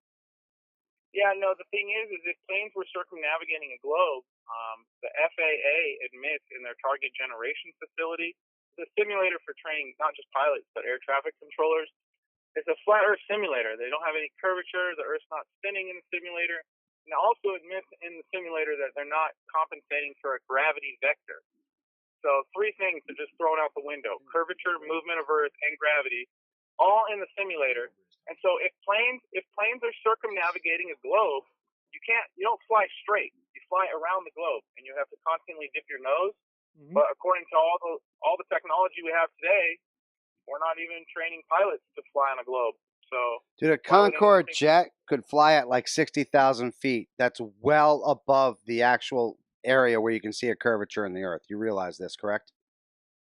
Well, we got high altitude footage of 120,000 feet. Okay. Flatter than a pancake and high level. And then here's the thing: I call that Snoop Dogg scientist, where you think you got to get high to see curvature. No one has to get high to see curvature. No, you really do. There's no visible curvature from Earth. There's no measurable curvature from Earth. It should be 8 inches the first mile, 36 okay, inches look, the second mile, 72 inches the third mile. I gave you your 20 minutes. I gave you 20 minutes. That was nice. You said you grew up on the beach, correct? Which means you actually watched boats go over the horizon and dip down and actually disappear, correct? I already spoke about this in the first 20 minutes. It was the first experiment. Yeah, but how you explained it was absolute nonsense. What I'm telling you is you would need to actually go up onto a hill and go down to see the mast, the actual port, the bow, the entire part of the ship disappear. There's a video. There's a video that I posted to our people online, and it's actually running for them right now, that shows throughout the time a boat going up, over, and down. Now, if it's flat, you're going to have that straight through. No questions. No, the thing is like I said, air is most dense at sea level. So, and then also you have refraction taking place, which is So you're saying they're floating? You know what's funny is I actually have video of a building floating from the other side of Chicago, Lake Michigan. So yes, they actually look like they're floating. So multi-ton buildings were floating across a lake? No, what I'm saying is it looked like they were, but once we took the drone up a few hundred feet, you could see the entire skyline, which, I mean, still should have been behind curvature from 52 miles away in New Buffalo, or 48 miles, wherever we were. But yeah. Okay, so let me, this was one of my very simple questions, and this is actually a very easy experiment. Now you have 200,000 people on your Facebook account or your Flat Earth, correct? 125,000. 125. Perfect. B.O.B. said that he is trying a GoFundMe to get a satellite to actually go up there. He's actually donated 1,000 himself, and he only needs. What a joke, dude. What are you? Hold on. What are you talking about? He only needs 20,000. But if you believe in this, he only needs $20,000. I know it. I know it. I've already proven it okay, myself. That's fine. Okay, well you don't have to. But what about the people that are on your page and you want to prove it to them undisclusively? What, B.O.B. some mainstream rapper 25 puppet? cents. You have 125,000 people. You gotta be joking. 100. Oh, seriously? Am I 25 cents? Bro, you're a guy I'm trying with a to help Facebook you page. actually prove your theory. Guys, one at a time. Hey guys, you're about to lose this interview because I'm walking into dinner with my girl, and I was gonna field some more questions for you. But if you guys can't keep it professional and honestly, we're gonna talk professional, about why we dude. I gave you 20 minutes. Guys, 20 minutes, all the way around, and all you gave me was bullshit. Nathan, here's his question, and we'll go forward. It's all good. That's all we got to do. No, I don't need him for the next part of the experiment. Trust me. No. All right. I don't need you for my experiment. So you go ahead and go to your dinner, buddy. I only have one question. Okay. All right, cool. Hey, I appreciate you guys' time. Check out the official Flat Earth and Globe discussion on Facebook. My YouTube channel is Nathan Thompson. Instagram, The Globe is Flat. If anyone has any questions, you can email me, nathanppl@yahoo.com. Do not give him any more free publicity. All right. Thanks, Nathan. Appreciate it. Much love. Whatever. Obviously, we can't get to the viewer questions because he was backed into an intellectual corner and could not answer a simple question. How simple is that? Are you serious? I think you went to the right spot. And the right spot. I'm trying to prove once again. You want to prove to people that you're right. This is what I've been saying for however many months. Well, that's what I'm saying. You want to prove to people that you're right. I just told you, and we still have some of his listeners in our little spot. So good. Bring some of the questions up, and that's exactly it. Eddie, go ahead. Offsides clipping. Oh wow! I before he hung up, I only had one question because I didn't. You won't answer it. I didn't do as much research as you guys did. I kept it simple. Chris had 3 of them. I had a couple others. Like I said, I still have my. I went on Delta. I booked a flight from San Francisco to Japan. Stops in Hawaii. Goes are to you Japan. Talking about around the world trip? From Connecticut, I booked a trip to Africa. Okay. And it went the other way. Uh-huh. The Earth is flat. It would go the same distance. It would, wouldn't it? Why did the Japanese bomb Pearl Harbor? Because it was closer. That's my whole thing. Like, I don't need to. Here's the thing. I don't need to look. I'm sorry. No, I answered it with you. Listen, I don't mean to sound like a prick, but please do. He said Sandy Hook didn't happen, so fuck him. I don't need to look at the curvature and the laser guided fucking T-1000 Arnold Schwarzenegger bullshit. Okay, you book a flight to go one direction, you go the other direction. You book a flight from another part, you go the other part. Lil 8J, he always shuts down with faced with real facts. Of course, that's why I was banned from his fucking page. Right, they let you talk. Now you won't let them answer or even talk, which is absolutely proof. All I was trying to say is, like I said, if he has 125,000 followers, a quarter from each of them would send that rocket into big time. It is. All he's got to do is be like, people, look, I want to prove once and for all, we have a rapper, and he called him crazy. Yes, he did. He said this guy's crazy. He's on his side. Wait a minute. Let me through these questions at you and I do have the experiment, which I'm still going to throw up there. Yep. But go ahead and give me give me the experiment. Then I'll get to the question. Okay, so here's the experiment that I have for you guys, and I want you guys to do this. Okay, it is called a comparative shadow experiment. They have been doing this since before Christ was born. People, the first person to estimate the circumference of the Earth was Greek. He was a mathematician. His name was Herodotus. Blah blah blah blah. I've heard of that guy. Yeah, he was born 2076 BC.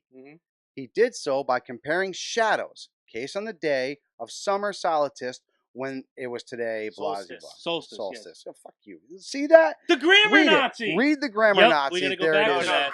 Right there. Because solstice is something totally different. Okay. He did so by comparing shadows, case on the day. Solstice is when it's today, Aswan, Egypt, with solstice. He's going to do it again. You're going to make me read this again. At noon, when the sun was directly overhead in Aswan, there was no shadows. In Alexandria, a stick set in the ground cast a shadow. He then realized that he knew the angle of the shadow and the distance between the cities. He could calculate the circumference of the globe. Now, he did say the shadow, according to his research. I'm not disparaging anything. I'll say my piece Right. at the end. He said it works on both models. Okay. I don't pay you to be the reasonable On one. a flat No, Earth. you don't. But Oh, I here we said go. I'll save it till the end. Here You we did go. hear that. On a flat Earth, there wouldn't have been any difference between the length of shadows at all. The sun's position would be exactly the same relative to the ground. Think about the words that I just said there, people. Okay? On a flat Earth, there wouldn't have been any difference in the length of the shadows at all. The sun's position would be the same relative to the ground. Agreed. Only on a globe-shaped planet explains why the sun's position should be different. Two cities a few hundred miles apart. Now, going back to my other point as far as B.O.B. is concerned, this is a guy who's probably, if not more passionate than Nate is. Possibly? He's I don't willing know. to shell out He that is kind of money. Exactly. He just shelled out $1,000 to prove his point. Yet you're not willing to actually go to your people and say, for 25 cents, just 25 cents, go to your GoFundMe. As a matter of fact, instead of going to fucking Starbucks, go to Cumberland Farms the NASA or guy? 7-Eleven and spend 99 cents on that cup of coffee and take that extra $1.50, or for you real fuckers out there that get the fucking super latte, send that extra $3.50 to B.O.B. He's going to shoot a satellite up there. Who the And hell he's spends gonna $3.50 prove on it. coffee? He's going to fucking these people I that go to know, Starbucks. I know. He's going to prove it. He's going to prove it. Now, my last point that he didn't even want to fucking touch was the Big Dipper. Now, this is science, people, and you got to believe in one or the other. If you don't believe in science, then you got to believe in fucking some other crazy ass shit. Voodoo. Some voodoo ass fucking shit. You're right. All right. So if you're looking, you climb a tree, right? Yeah. The earth is flat. You'd be able to see the same distance no matter what your elevation was. Right. So That's what I keep saying. Right, exactly. So here's why I got booted from Nathan's group. Here's the tree, people. There's your tree. Okay? Now, in a flat earth, what you see at the bottom is what you see at the top. Is exactly. We are seeing exactly this. Why can't I see Chad Hatfield's house in Anderson, Indiana right now when I go out on my fucking deck? Why can't you I'm gonna go play devil's advocate. to the Empire? Oh Christ, I knew can't it was you coming, go to the son of a Empire bitch. State Building? Well, I'll play devil's advocate on that. Go ahead, A Eddie. lot of what you can't see has to do with the ability of the human eye. So we'll just put Whoa, that out whoa, there. whoa, whoa, whoa. The human eye can literally see a star that is millions of miles away. Can you see stars Well, that's on a because, clear night? That's because the It's star light. is a size. No, not because it's light, but the star is also the size of our sun at a distance. So you're going to see it burn. Okay. So our planets our cities are pretty fucking big. But Why do our cities disappear? That was my next point, though, with the planets. Devil. Like, you Mhm. go in the telescope and you look at every planet, and it's fucking round. Right. And you thought So- this would be goofy. So, all right, so you have all these planets are round, but the Earth is flat. No, because they just only take pictures at that time. Okay, but I'll even argue. Here's the thing. So the argument is that those, I'm assuming, is that all those planets are You flat. try to be devil's advocate, and you can't even. Right. No, I did, because the human. No, you did because not. Of the capability of the human eye. I'm going on an entirely different tangent because I had to listen to this guy. Yeah, but my point is a city is just as huge, and you can't sit on top of the Empire State Building and see Chicago. Well, of course not. If it was flat, 'cause if the Earth is not bullshit. flat. If it was flat, you would be able to. But If it was flat, you could sit in New York City on the Empire State Building, and you could see Chicago. Bullshit! Don't I even don't try think to you do the could. math. I think no, you I could. don't I'm gonna think you ask. could. I think you could on a clear day. On a clear day, no smog, no fucking clouds, no nothing. Crystal clear day, straight across. If you can see a ball of light millions of miles away, I'm not saying you're going to be able to pick out a building.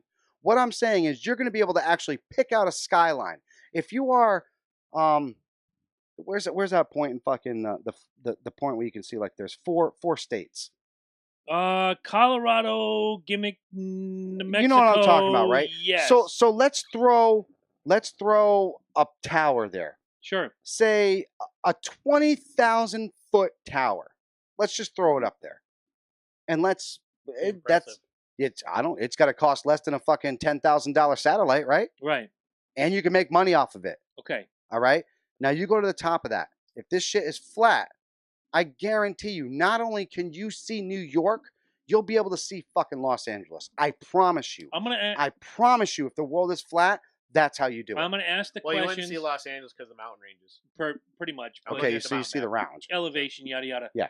I'm going to ask but the you see the questions from the listeners that have sent these in. I've got pages I know you from did. the listeners that want these questions answered. But even little... Brother ducked out.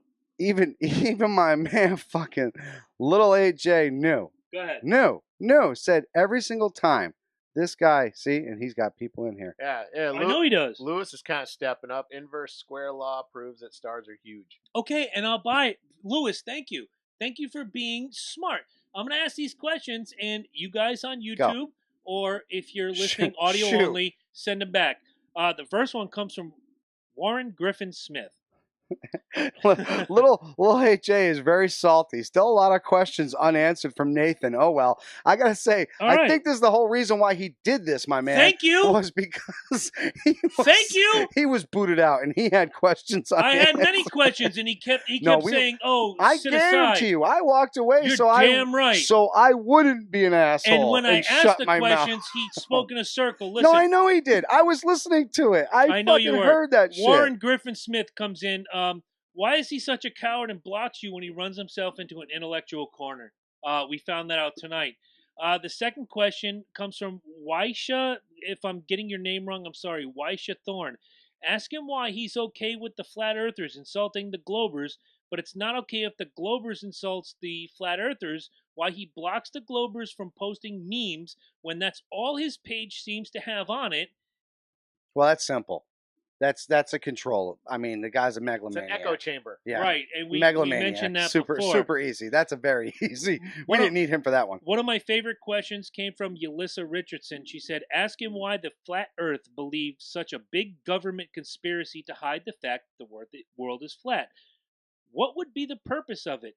If he does believe that the ice wall and these lost continents, Atlantis, LOL, beyond it, and if we are all indeed under the same dome, which has never been proven, why haven't we seen any of the creatures or humans, aliens, etc.? Does he believe that the new species we continue to find in the oceans are coming from these beyond worlds? I want answers. Melissa Kraft comes in with, ask him where and for what exactly the funds to his GoFundMe goes to. That's I'm telling you right now, go to BOB's fucking satellite. Slovik Borowski Jr., I cannot ask your question, but for the sake of entertainment, that's what we are, I will ask it. Ask him how much cock he can take at once. What the fuck? That's a real question. It came in. That's mean tweets right there, man. Ryder Not Lou, that there's anything wrong with that. Right. Ryder Lou says, how does the sun make energy in the flat earth model? He's not here. He can't answer that. Well, see, my thing with the sun, like, everybody got to realize, like, we are orbiting. It's not a perfect circle. Mm-hmm. We're flipping. We're flopping. We're all over the fucking place. And this is the other thing. And Ed, you brought it up. How are the planets going to be a perfect circle every single time? So here's the sun in the middle. And I'm pretty sure. Just the right view. And I'm pretty sure we're all on the same page. Flat earthers or globers, whatever the fuck you want to call us. We all agree we orbit the sun. I'm just happy to be here. We're all agreeing that we orbit this. Now, I would say you got to understand, here's Mercury, constantly spinning this fucking fast. Why? Because it's the closest to the sun. Here we are, spinning the third planet rock from the fucking sun. Right? Now, you have Saturn. What the seventh? Jupiter. Oh, wait. Oh, We're the Christ. ninth planet. We're the third. No, we're the Dumbass. third. I thought Mercury's the third. Pluto would be the ninth. No. We're the third. Are you serious? Mercury. You're like the second smartest person I know, fourth. And you fucked it up. No, it is third. No, it is third because third. Mars is after us. Welcome to Earth, Mercury, rock from the sun. Country music said it. Mercury, Mars, Earth, Venus. Right, Mercury, okay. Venus, Earth, Mars. Venus. Mars is fourth. Fuck. Jupiter, Saturn, Gimmick, Schnabitz, Fernum, Neptune. and .com. They still haven't quite put Pluto back on there. Okay. Well, Pluto, they did that think Planet it's a X star. for the longest Well, time. Remember that? They're not 100% sure if it's a planet. It's or not. orbiting. So. It's orbiting, It dude. does. It Yeah. orbits. It's a planet, okay? The same way the moon, whatever it may be, and like I gave him the benefit of the doubt, whatever it may be, it orbits us. Got many comments coming in, but I want to get these. I know questions. we have the comments, and I will be hitting you guys. Thank you, I will be hitting you guys in the comments. I just want to say, like I said, just finish this up real quick. Let me finish these questions up. Actually, this is more like a discussion they're having amongst No, themselves. I know. I love it. That's fine. I know I screwed his name up in the live video earlier, but Konstantinos Pitsilides from I'm guessing he's from Greece. Thank you. This is my favorite question. I was waiting to ask this. Ask him if he's excited that the flat earthism has become a global phenomenon. That was fantastic. Warren Griffin Smith came back with... He wins the internet. Yes. Konstantinos, send us your address. You get a Loki and Jabroni bumper sticker displayed on your car loud and proud. Warren Griffin Smith came back with, why is he such a hypocrite by using Google Maps when navigating systems are based on a globe Earth? And then ask him to do a simple speed, distance, time calculation for traveling around Australia. We did that. Ed actually proved that, and that was his question. How come if I do this to this, book a flight from San Diego to here, and 4 more questions. 3 of them same distance, different times. So exactly. 3 of them come from the mayor of Middletown. I'll read the mayor's questions 3 in a row, and then we will go to the final question from Colin Anderson, who, Colin, if you're watching, best question, you might win more than Konstantinos whatever. Konstantinos, right now you're the winner. The Greek, you're the winner. The mayor of Middletown says, how far down would one have to dig to reach nothingness on a flat Earth model? Good question. Thank you. You'd have to, so if you did a flat Earth, first of all, the core would have to fully extend, correct? I mean, yes. Yeah, it'd have to. The dome. It would have to. No, the core would have to fully extend. Can I hit the button for fucking once? Let me play devil's advocate. Yes, you may. So you have to. If it's flat, right? The whole idea of the core is to warm the Earth. Mm-hmm. The Earth sends, or the sun sends the blah blah blah. The planet's own natural energy. Right. Exactly. So according to the globe Earth model, if you were to have a core this big on a flat planet, right, it wouldn't work. The core would literally have to go completely across. So it wouldn't. No, and the other idea of a core is that it's constantly in motion. It's constantly flowing. It's constantly building pressure. Right. Exactly. Yeah. So that's why you have for volcanoes. Something to build that pressure. You know, when you came to me a week ago and said, I've done so much homework. I did. Up top. I give you credit. Now the mayor asked this question. Now, if you dig through this flat Earth, and I believe somebody actually tried this. Didn't they try this like way back in the Wild Wild West? I swear to God, you got to find this because I think they got sick and tired of doing it. I don't know if anyone's actually tried digging through the core. Well, digging as far as they could. I'm telling you right now, I'm pretty sure somebody has done something that crazy, and that's when they found the actual plates of the Earth, how it goes through the actual crust. You got the crust, right? Exactly. Because it gets harder, and it becomes more hard to you ever penetrate tried to drill through a baseball? Which, dude, I drill through shit all the fucking time. Fucking as a kid, I tried to drill through a baseball. Dude, I weld shit. I do some of the fucking most impressive shit that you would ever see. That trust me, if I didn't believe in science, I wouldn't touch the shit that I fucking touch. Believe me. Which is why I wanted to do this. Do you understand what you have to do to weld? You have to get the metal hotter. Next week is going to be fun. Fucking metal to get it to stick. According to the Smithsonian Magazine, go ahead. They've been trying to actually drill a hole into the crust or into the mantle. I'm sorry. There you go. Through the crust into the mantle since the 1960s, and they haven't. However, and this is that's my gimmick, by the way. When was this published? January of 2016. Okay. They might be getting close. Okay. As the technology gets better. So how far do they go down? That's my ultimate question.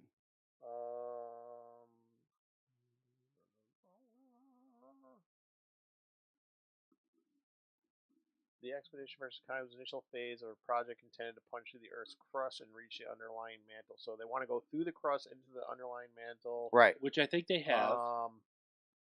According to this, I don't think they haven't done it yet. Close. They haven't done it yet. Okay. And that's the whole point, is that there's such a hard The mantle is that's fucking.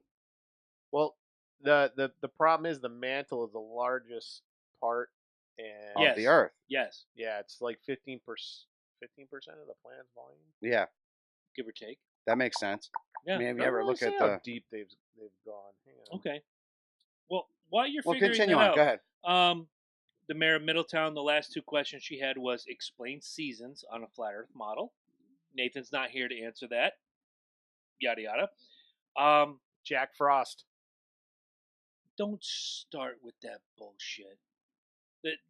Her last question was, could a rogue rocket and or pilot fly into and crack the firmament, which is supposedly the dome that we live under?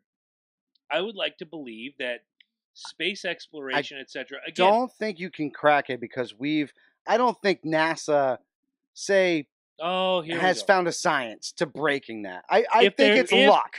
I think it's luck. If anything, when you go up into space, you're talking about actually breaking to go into space, the right? Firmament that they say we live under. Right. So, but that's to go into space. So every time we launch a satellite, which you guys understand, here it comes. Now, according to the flat Earth model, there's a firmament, and then there's waters above the firmament, and then there's heaven. Now, look, I'm the religious guy in the room, right? Wait, would you all agree that I'm the religious guy in the room? Oh, right. That's what he did say, that flat earthers are highly religious. Yes. Yes. I'm sorry. Who's the religious guy in the room? Yeah, anybody? You are. That's why when he told me that, I laughed in his face. Rewind real quick. Go ahead. It looks like the only way we'd be able to pull it off is like in the water, and that's part of the problem. You have to get to this deepest part of the ocean. And it looks like the furthest they've gotten was 2,330 feet beneath the seafloor. 2,330 feet. 330. Okay. So basically, the way they got to do it is, so you go to the deepest part of the ocean. Praise Jesus, Stephen. Which, you know what, in of itself, there's all that pressure. Wait, stop. Because Stephen, our friend Stephen Waddick, am I saying that right, Stephen? Doesn't matter. You're a friend. I believe in Jesus. I believe in God. I believe in the Holy Spirit. I believe in the power of religion. I believe in the power of prayer. But even I, as someone who has read the Bible cover to cover, and I go to church every Sunday, and I believe in what I believe in, still doesn't believe in flat Earth. Well, even if you believe what you believe in, the point being is science has told me otherwise. No. You listen. Oh, what? Are we now telling me? No. You you're listen. The guy. I'm telling you what you already know. My point being is, I can sit here and tell you till I'm blue in the face. Tell the woman upstairs that I listen. Yeah, but I can tell you till I'm blue in the face that I don't believe in God, and here's the reason why. And then you can come right back to me, but you listen to what I have to say. Yes, I do every single time. This seems to me, like I said, we were more than willing to do everything. We were listening. Are you serious? 25 fucking minutes of listening. As a matter of fact, your questions, he answered with 5 minutes of bullshit. Pretty much. Bullshit. Last question comes from Colin Anderson. And if Nate, if you ever want to answer this, please feel free. Colin Anderson asks if there is any qualified flat Earth meteorologist, pilot, geologist, astronomer, astronaut, sailor, physicist, scientist, anthropologist, chemist, etc., that can back up your claims. I'd love to hear it.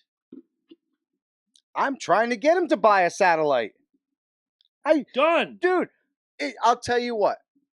If you get at least 20 of your people to donate 25 cents, I'll match it. I'll do the same. There you go. Now you don't even have to ask the rest of that's out of us. That's 40 people that you don't have to ask out of your crowd to donate 25 cents. Enough time, and I'm sorry, guys. I wanted this to show you just exactly how stupid. No. The questions have showed me. Questions were fantastic. I mean, we got little AJ come out of nowhere telling us the same thing. This guy does not let people speak. No, look. The minute you back him into a corner, he bans you. I respect. Hello, and we let you talk. But then when I'm upstairs and I'm doing my P Diddy, and you're in here and you're just fucking. Wait! You were doing P Diddy? I was doing my P Diddy up in the bathroom, but I was also watching the show. I'd like to respond to one thing. But hold on 1 second, and I'll let you take it. I'm gonna let you finish. But you're sitting here asking him questions, and literally, it's just like, I mean, dude, Guy's asking your 14-year-old who ate the fucking lasagna. It wasn't even but the things that he was coming up with, it was just like, but did you listen when I said for 20 minutes? No, I did. Yeah. I did listen to what you said for 20 minutes, but it didn't make any sense. So when I came back and I asked you why, when a fucking boat goes like this and it comes down, you said, well, you didn't listen to me for 20 minutes. No, I really did. It didn't make any sense. I want you to explain it to me now, not what you read in a book, because I've seen this. I think we've all seen this. When tonight is over, you guys will never hear that name again. I promise you.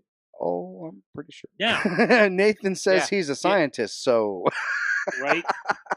Wait, I thought he got fired from that job. Before you promise not to bring up Benoit either, but you do. Fuck Benoit. All the Let's time. go into the gimmick. So hold on. No, Hold on. Let Ed get his point across. Go ahead. So one of the arguments that Nathan brought up, and immediately, since I know something about economics, where he brought up how it's only government institutions that go to the moon or launch things into space, et cetera. Okay, the reason why is because as of right now, as it stands, there's no return on investment in space. So until they discover some kind of cache of plutonium in some planet or whatever, there is no financial gain to go into space. And it costs approximately, from start to finish, $62 million to put something in space. Like SpaceX estimates like $62 million. Well, because you're renting space. Well, because guess what? Just to launch the rocket. I'm just talking the cost. The cost to put things into space is about $62 million for no return on investment. Picture in here? So no, you Bob, can't. Why not? B.O.B. over there is literally going to throw money away because there's no return on investment to him sending something into space. That's why you don't see a lot of private companies sending things into space, because there's no profit. All right, except Elon Musk. Damn, but you know what, Nathan's Can you put that picture up? Can you put up my at least? Please put up the picture. Can you at least put up my lunar flat eclipse? I'm very proud of that. I have one comment. Then we're going to go into the gimmicks. Nathan isn't lying though when he says that Elon Musk gets a lot of government money. He's not lying about that. Oh fuck no! There's a lot of people out there that get fucking government money for stupid ass shit. And that's what I'm saying, dude. If you want to validate that something, flamethrower was cool. If you want to validate something and you want something to stand for, there you go. Go after people that are fucking wasting money on stupid ass shit. There you go. Don't try to prove to me something that like and not only that, like you're not even letting people like talk. I have countless comments of this guy doesn't. There's a picture right there. I said it on the questions. He doesn't ask. This is people. This is what I see the flat moon horizon. This is a flat Earth lunar eclipse. This is it. You saw the picture earlier. I did. This is not a solar eclipse, people. This is why I asked him earlier if he was talking about a solar. Why can't I see Nathan's shadow on the end of it? Because he isn't over there. That's a great question. He's on the other side. I need a gimmick. Who's got a gimmick? I got a gimmick. I do. Before we finish this all up, I gotta thank each and every one of you listeners for chiming in and putting in your 2 cents here, guys. I need a gimmick. This is one of these things that, man, it pisses me off. There's a reason I brought this to the table, because I knew you guys would have. It pisses me off. Fun. It's beyond religion. Look, guys, you want to believe in something? Believe in the fact that the fucking government sucks ass and that they're trying to fucking control us. Believe in that, all right? Stand up arms to that. Have 20,000 fucking people believe in that bullshit. You want to fucking go out and do your bake drive all the time? Whatever. This is ridiculous. This is ridiculous, people. We are actually downsizing. We're degrading ourselves in believing this. If you want to believe that the government is literally spending millions and billions of dollars to make you think that the earth is flat, trust me. Trust me. That's round. Trust me, they ain't making you think that. They're making you do other shit, people. And it's not that. Exactly. For what fucking purpose? It serves no purpose for them. You know what serves purpose? Taking money from us. Taxing us needlessly. That's what fucking serves them. A fucking round earth, that doesn't serve them. A flat earth, that doesn't fucking serve them. What it does is it puts blinders on us. And it makes us fucking argue with each other. And it doesn't make us realize what the fuck is really going on. And that's what the fucking government, people. Pretty much. So, before we go into all of the gimmickry that we have usually at the beginning of the show, I want to say, like Loki did, thank you so much for listening, subscribing, doing all your due diligence. Go to www.patreon.com/Loki and Jabroni. Give a little bit of yourself so we can upgrade the equipment. Do what you got to do. Give a little bit. Give a little bit of your love to us. That's the only time we can harmonize other than Uncle Tom's Cabin. But we are going to start. We're going to reverse shit, and we're going to go first to Loki's. No, we're not. I'm always, no, you go. If you're going to reverse I'm going you go. first. Yeah, yeah. We're going to go to Jabroni's musical poetry moment. He's like reverse them.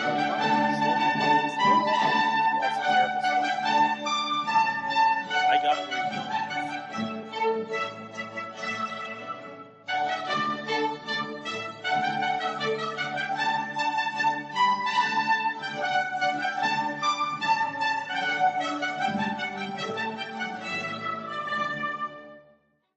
I'm going to temper this by saying Eddie gets to go first when it comes to deciding if it's poetry or music.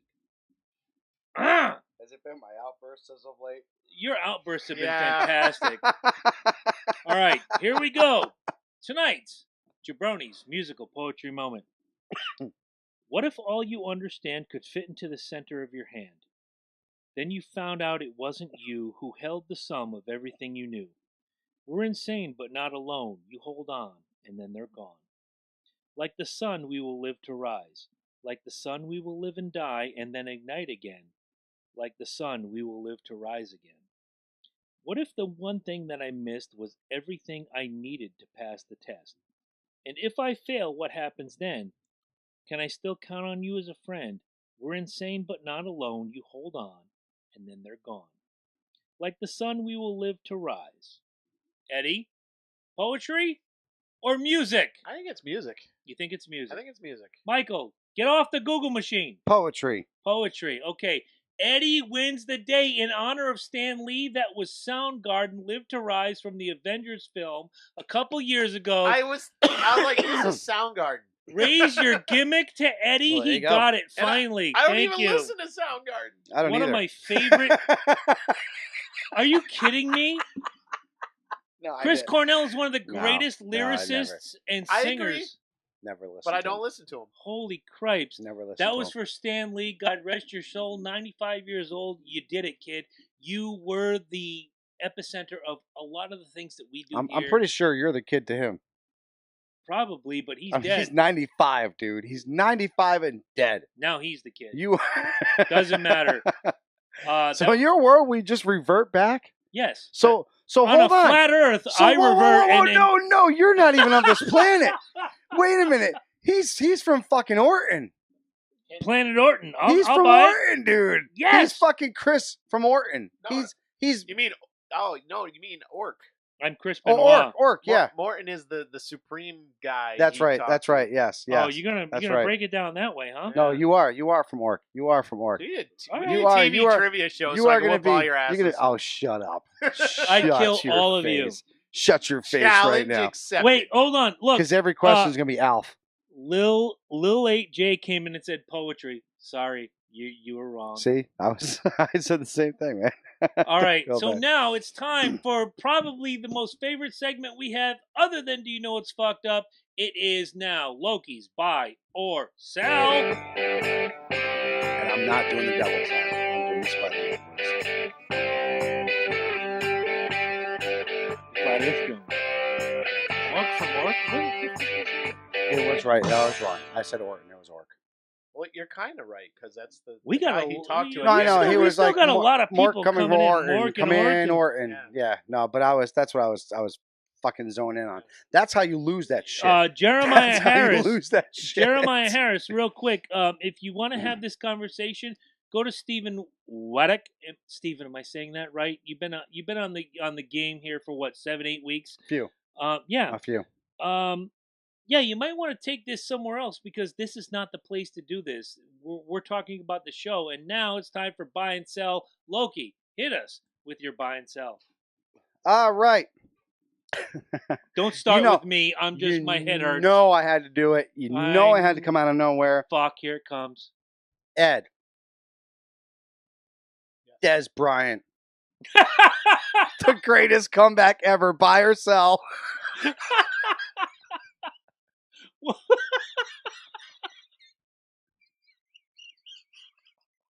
I can't. I may have just beat Jimmy Whitman on the greatest laugh of all time. Man. Sell? Why? Because you guys are laughing hysterically. It's all I really need. Okay, I'm gonna sell it. Okay, the Saints sign Des Bryant to a contract. Oh my God. He practices. He busts his Achilles. His line this past weekend was 0 catches for 0 yards for 0 touchdowns. Hey, New Orleans Saints, you just bought yourself a 1974 Ford Pinto, motherfucker. Rise up! That's it. Yo, I got and then they're trying to go after fucking Brandon fucking Marshall right now. Did you see that? Right. Yeah, Like, I did. You guys just want to sign all these fucking old fuckers. You go right ahead, man. Do what you got to do. You go for Do yours what you got to do. right now, people. You go at what you start. Steven, stay with us. Don't leave because some jackass told you to go. Stay with us, kid. Yo, Chris. Yes. Michigan has finally signed the bill. They are recreational marijuana, the first of that little center colony. Mm-hmm. Now that makes 19% of America that is recreational ready. Do you believe Connecticut is next? Buy or sell? Based on the recent election here with Ned Lamont becoming the governor, we do record in Connecticut, so you guys know. Mm-hmm. I believe we could be next, if not third in line, only because there are certain states ahead of us that are more progressive. But if Ned Lamont really wants to earn some tax money, legalize the marijuana recreationally, tax it, and you don't have to do the tolls. I'm done. Thank you. Fuck you. Bye. Eddie, you're up. I'm going to sell. Connecticut has never made a good decision in the last 25 years since we implemented an income tax. So no, sell it. I'll go even further. I think President will push for legalization before Connecticut does. The president? Wow. Yes. Yeah. He's already talking about it. It's going to be huge. Let me put it into place. Go ahead. Let me put it into place. You still got 9 seconds. He's talking about it. Got rid of Jeff Sessions. I love that flag behind you, by the way. It looks he still great. has the Senate, but he kind of lost the House. He's going to need to kind of gain new votes. He needs at least 20 million votes to win 2020. Do you hear the buzzer? I will the say buzzer this. Didn't stop yet. I will say this. It'll be very smart in his part. I mean, it's already pushing towards that. They're already reflecting in 2021. 2 out of every 3 Americans believe that marijuana should be legalized. Anyways, Ed, I got to ask you this one question. Weezer thinks that they can pull off Toto by Africa. Africa by Toto. Have you heard this yet? Buy or sell? Sell. Don't like Weezer. I don't like Weezer either, but come on. And there just should be certain songs that are just off the fucking table. I agree. Is that it? Is that what you it. got? Chris, what do you got? I heard CeeLo Green do a cover of Africa by Toto, and it was good, but it's not Africa by Toto. I heard Weezer's gimmick of Africa by Toto, and it was horrendous. I'm selling it. It's garbage. Go fuck yourself, eat shit, and live. You know what's funny is they actually said that this was Weezer's awakening. This is their comeback. This is the same group that did Buddy Holly, which was a fantastic song, and every other song they did was horse shit. Right? Horse shit. Here it comes. Finally, horse shit. Spam. Can I just say this one thing? As far as Weezer is concerned, if you guys have actually do yourself a favor, look them up right now on YouTube and go listen to this song.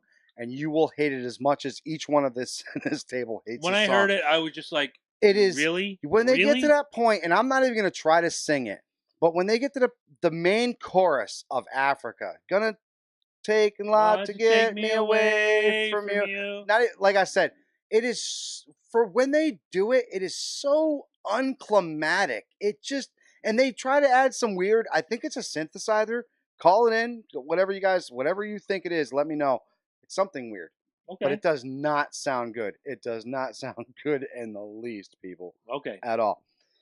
And they recorded this and released it? Oh, Yeah. it's out. It's out, dude. It's been out since September, I guess. I haven't heard it until now. Thank God. I heard him do it live. It was just like, okay, it's like hearing. So this is like one of their. Look, it's like I went to see Kiss in '85. Yes, I'm that old. And they did the Who, Won't Get Fooled Again. Did you see the video? Oh Christ! No, they actually have a video. Do you know who's in this video with them? Who's Wait. in this video? Oh, wait a minute. Dave Grohl. No, he's in everything. No, he's not. No, I remember. Unfortunately, I cannot play this. You can, but no, he can't. We'll get a strike. No, we will. In the '76, we don't need no. We can't get no strikes. No, no strikes. Somebody good. No. What? Well, Tell us. Yes, but no. What? It looks like Weird Al Yankovic. It is Weird Al. It is. No, he's right. It is Weird Al Yankovic. It looks like because no, it is. He's right. Yeah, he stars in the video and it looks like he's playing with his xylophone. Yeah, he absolutely with the rest is. Of the band. That's probably the weird instrument I was talking about. Okay. So they recorded this song with Weird Al, probably. Oh my God! Now I gotta look it up and go to Wikipedia. Oh, here we go. Jesus Christ! It's always something with this guy. Always something. Go ahead. You got one more. I'm gonna have a fucking stroke right here. Jesus. Oh my! The left side of my face. No, he's absolutely right. It is fucking Weird Al Yankovic. You see this right now? There's a fucking string. Jim Ross. Sassafras, a motherfucking slobber knocker. Are you good? Are you good? Are you ready? I think this one's mine. By the way, it is. It is. I'm kind of scared. Go ahead. Dude. My eye is twitching. No. You need to stop that. All right. You need to take your medication. Medication was taken hours ago. You need to stop that shit right now. Yes, sir. Gotcha. All right. So now this is definitely leading to you, my friend. Mm-hmm. I don't know if you've actually recently been watching, possibly, but there is discussions of you signing another slugger. Yes, the Yankees. Can you believe this? Bryce Harper? No, not Bryce. You guys can't afford him. Do you know what he actually wants? $340 million it's a year. Stupid. Or $340 he wants 10 years. He wants 10 years. Not what he's no, it's not happening. I forget what the kid's name is. Oh, the other kid. Fuck. Manny Machado. There you go. So this is actually going to bump up your luxury tax. No, not your luxury tax. Your I guess you call them bombers. Bronx Bombers, right? So what would you call your heavy batters? What would you guys call those? That's a good question.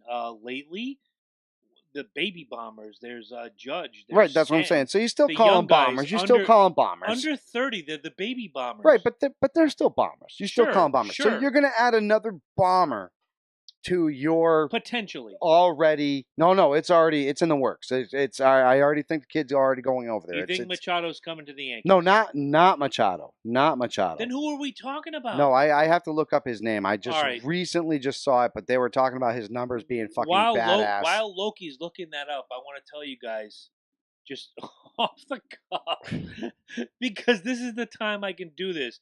Thursday night, not Wednesday night. We're doing the C&J Speed Review. We're going to go over the Championship 4 in all 3 divisions. Trucks, Xfinity, and NASCAR Monster Energy Cup Series. It's going to be a fantastic run to the end.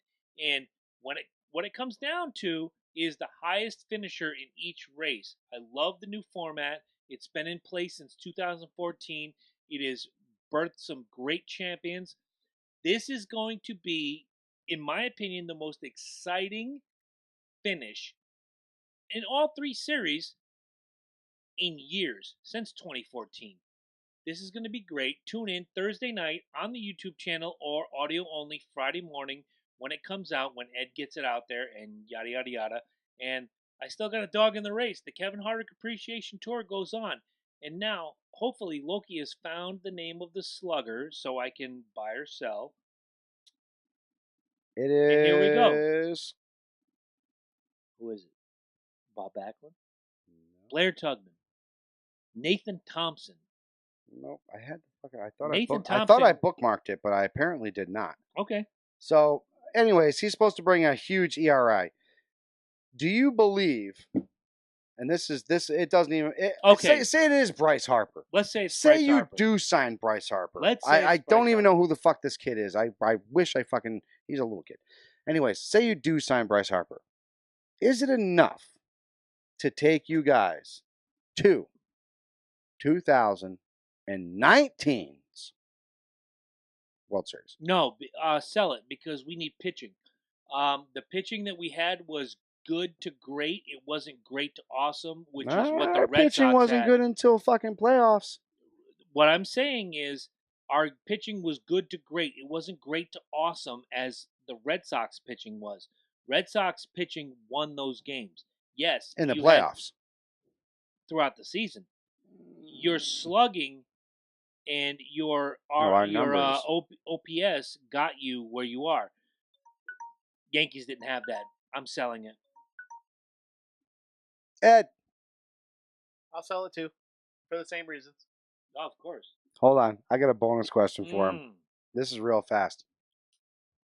What do you think about your man Gronkowski? Maybe not coming back next year. Pull the Gronk card. Honestly, the guy's out so much, I don't think it fucking matters anymore. He's pretty hurt. I think the injuries are fucking a lot more. Because I've said it before. I think Edelman's the real, fucking diamond there. No, he's definitely the player of that group. I mean, Gronkowski hasn't. Anytime I've paid attention, he hasn't been there. He's been on an injury. No, you're right. So honestly, you're absolutely right. I'll finish it up this way. To me, there is no Gronkowski. He's just a character that was on Family Guy. Wow. For me, after watching that game against the Titans, it's not so much Gronkowski you have to worry about. It's the 42-year-old quarterback who spent more time on his ass this weekend than a $3 hooker. Tom Brady is not the Tom Brady you saw 2 years ago, 4 years ago, 5 years ago.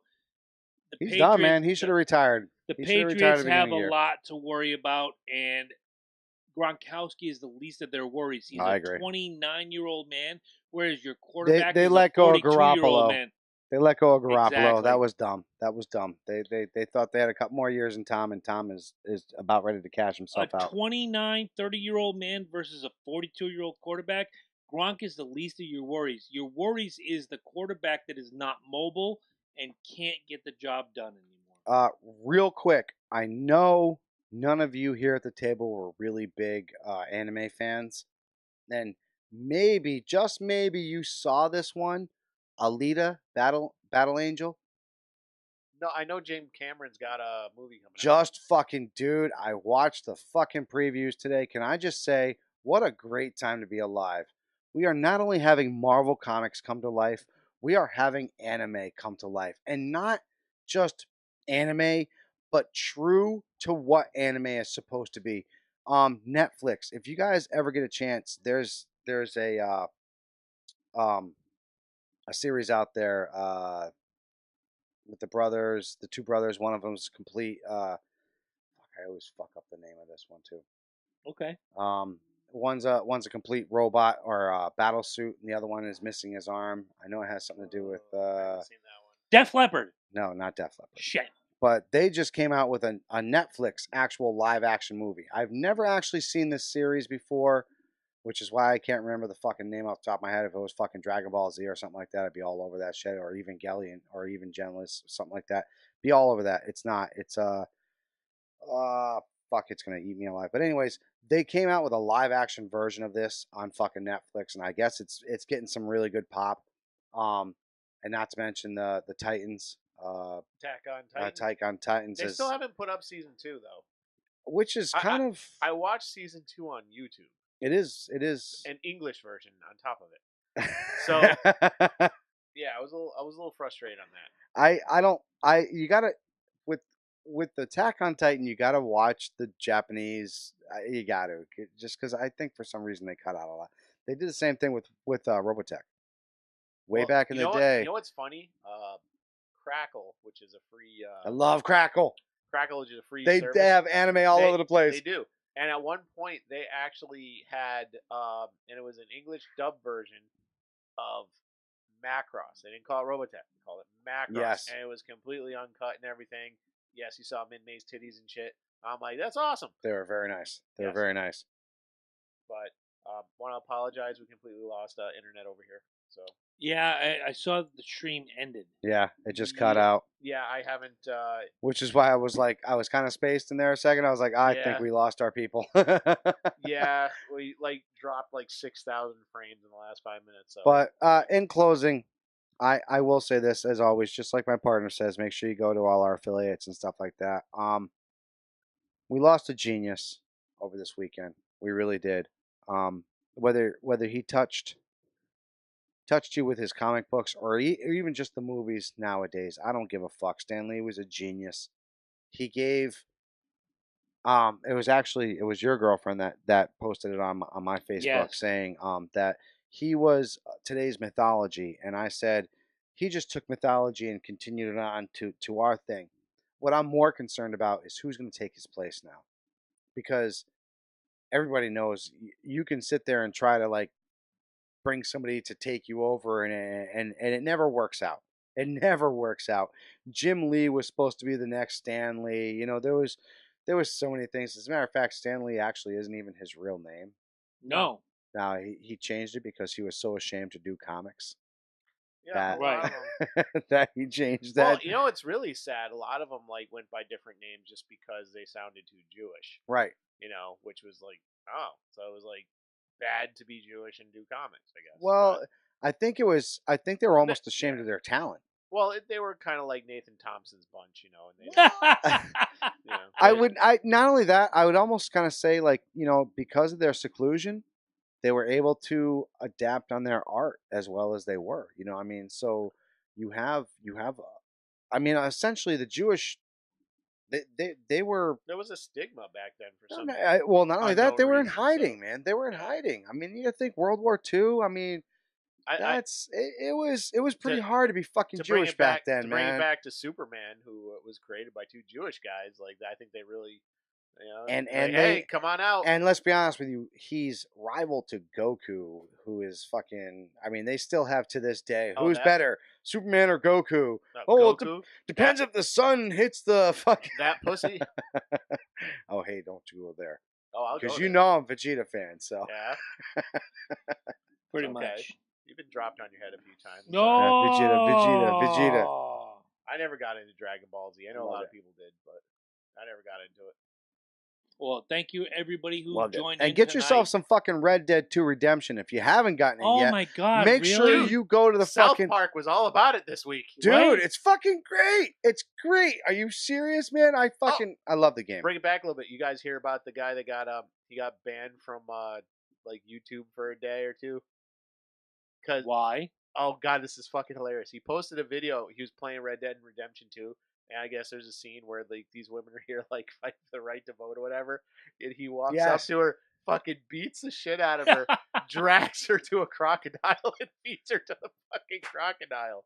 YouTube banned banned him for that or suspended him for it. Dude. Fantastic. Yeah, it's fucking awesome. Let me tell you, I'm this far away from being perfectly evil. It's hard.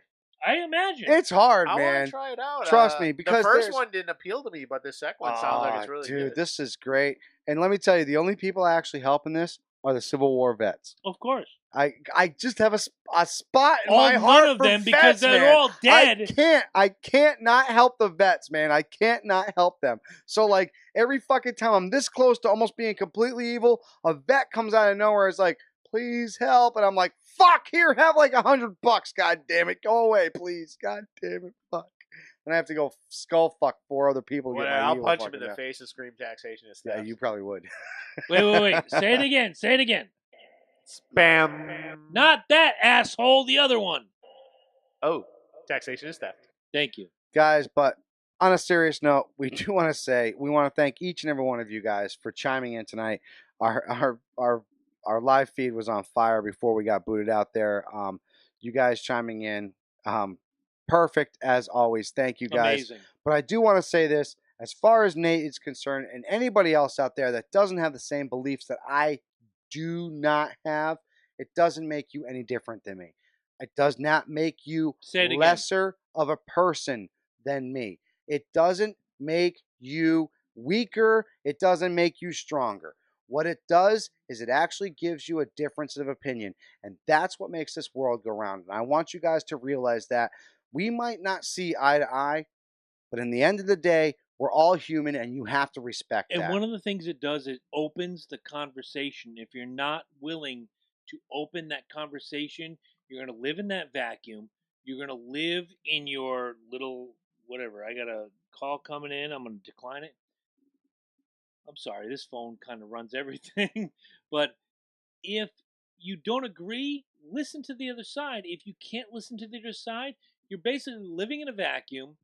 You're a fucking narcissist, a sociopath, what have you. If you believe you're without fault, then you're the problem, not the rest of us. We open the conversation. Unless you think Sandy Hook is a hoax, in which case you're a fucking maggot. Once again, I have a friend who was a teacher who had 2 of her students shot. But now, or Sandy if you're Hook, watching Making of a Murderer 2 and actually believing some of that bullshit. You know what? I believe Stephen Avery's innocent. God bless America. I still don't know if he's innocent, but he should get another trial. He's definitely get another trial, especially after they come out with this part 2. I didn't even watch part 1. I'm watching part 2. I'm like, y'all a bunch of idiots. Watch part 1. You know what? Eddie and I will agree. The best part of part 1 is, I think it was episode 2 or 3. Ed, you might have. I think it was still staged. I think this whole. I think Netflix gave this motherfucker money years ago just to make this fucking special. Best part. Telling you. Best part of season 1 was, I think it was episode 2 or 3. And Brendan is in jail and he's talking to his mom on the phone, and every conversation starts with yeah. That's how they talk. Yeah. He's like, so when am I getting out of here? The mom says, I don't know. We're working with the lawyers. He goes, because WrestleMania is this Sunday. Oh my Lord, that was like the best thing ever. And I love this kid. He's 16 years old. He's got a deficiency. He's 16 years old. But he's a kid. All he's worried about is John Cena's in the main event this fucking weekend. And when you look at season 2, as you're watching, you see like his dad wearing John Cena t-shirts. Like, oh, yeah. You're taunting this kid. He's like, I saw WrestleMania. Where were you? Oh, wait, you were behind bars? Like, that's fucked up. Don't wear the John Cena shirt. What, that's his stepdad? Yeah. Wear the Leonard Skinner shirt. Well, it turns out he might be a motherfucker, so. Oh, yeah. He is a motherfucker. Yeah. There's a lot of things about, what's his name? Tadich? Is that his name? Tadich? You know what? We should do a fucking. The only reason why I even know about this is because sometimes I get the look while I'm playing Red Dead from my girlfriend because I'm taking too much of the TV time. So I let her watch this, and I have to sit there and watch. I play Xbox 2 hours a week. With it. Oh, fuck no. And I still get fucking looks. If I don't play my Xbox, shit's gonna hit the fan, all right? I gotta be doing my Xbox, goddammit. Explain that to the rest of the fucking female society. Hey, female society, look, I love y'all. I love it when we're doing that thing and we are doing that thing, and that's fucking great. One last plug. However, go ahead. When I want to play my fucking games, I'm gonna play my fucking games. One last plug, guys. Thursday, not Wednesday this week. Thursday is the C&J Speedway review. We're gonna review Championship. Wait a minute, you guys are hogging it up then. You're gonna be there for Sunday and Thursday? Thursday, we review the race that was in Phoenix. On Sunday, we're going flag-to-flag coverage of the Ford EcoBoost 400 at Miami to determine a champion. I will be there in all my Kevin Harvick gear in the championship 4. There's a lot of things that went on during that race that were great. There were a lot of things that went on during that race that were bullshit. I will call it all out because I do believe there were certain things that happened that cost one particular driver a spot in the championship 4. You'll hear it all Thursday night. And then Sunday, we're going flag-to-flag coverage on the YouTube channel, C&J Speedway Review. Hopefully, Mike will be there to throw in some Rusty Wallace gimmickry.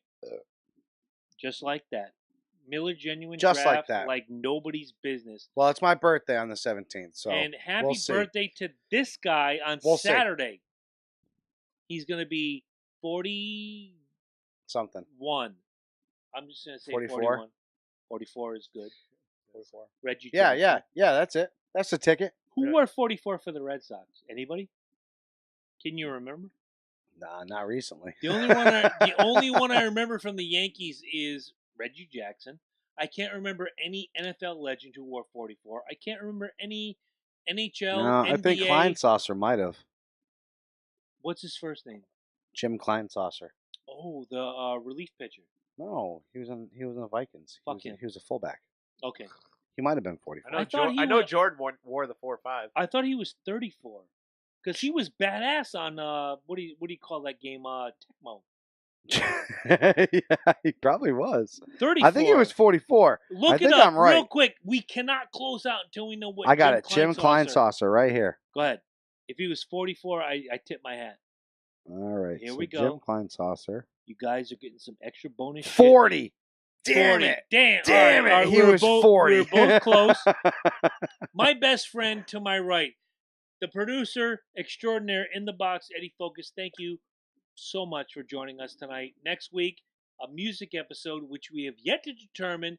But we're going to talk about music because everybody loves music. We love music. Good night. You stealing Corey's gimmick? I love stealing Corey's.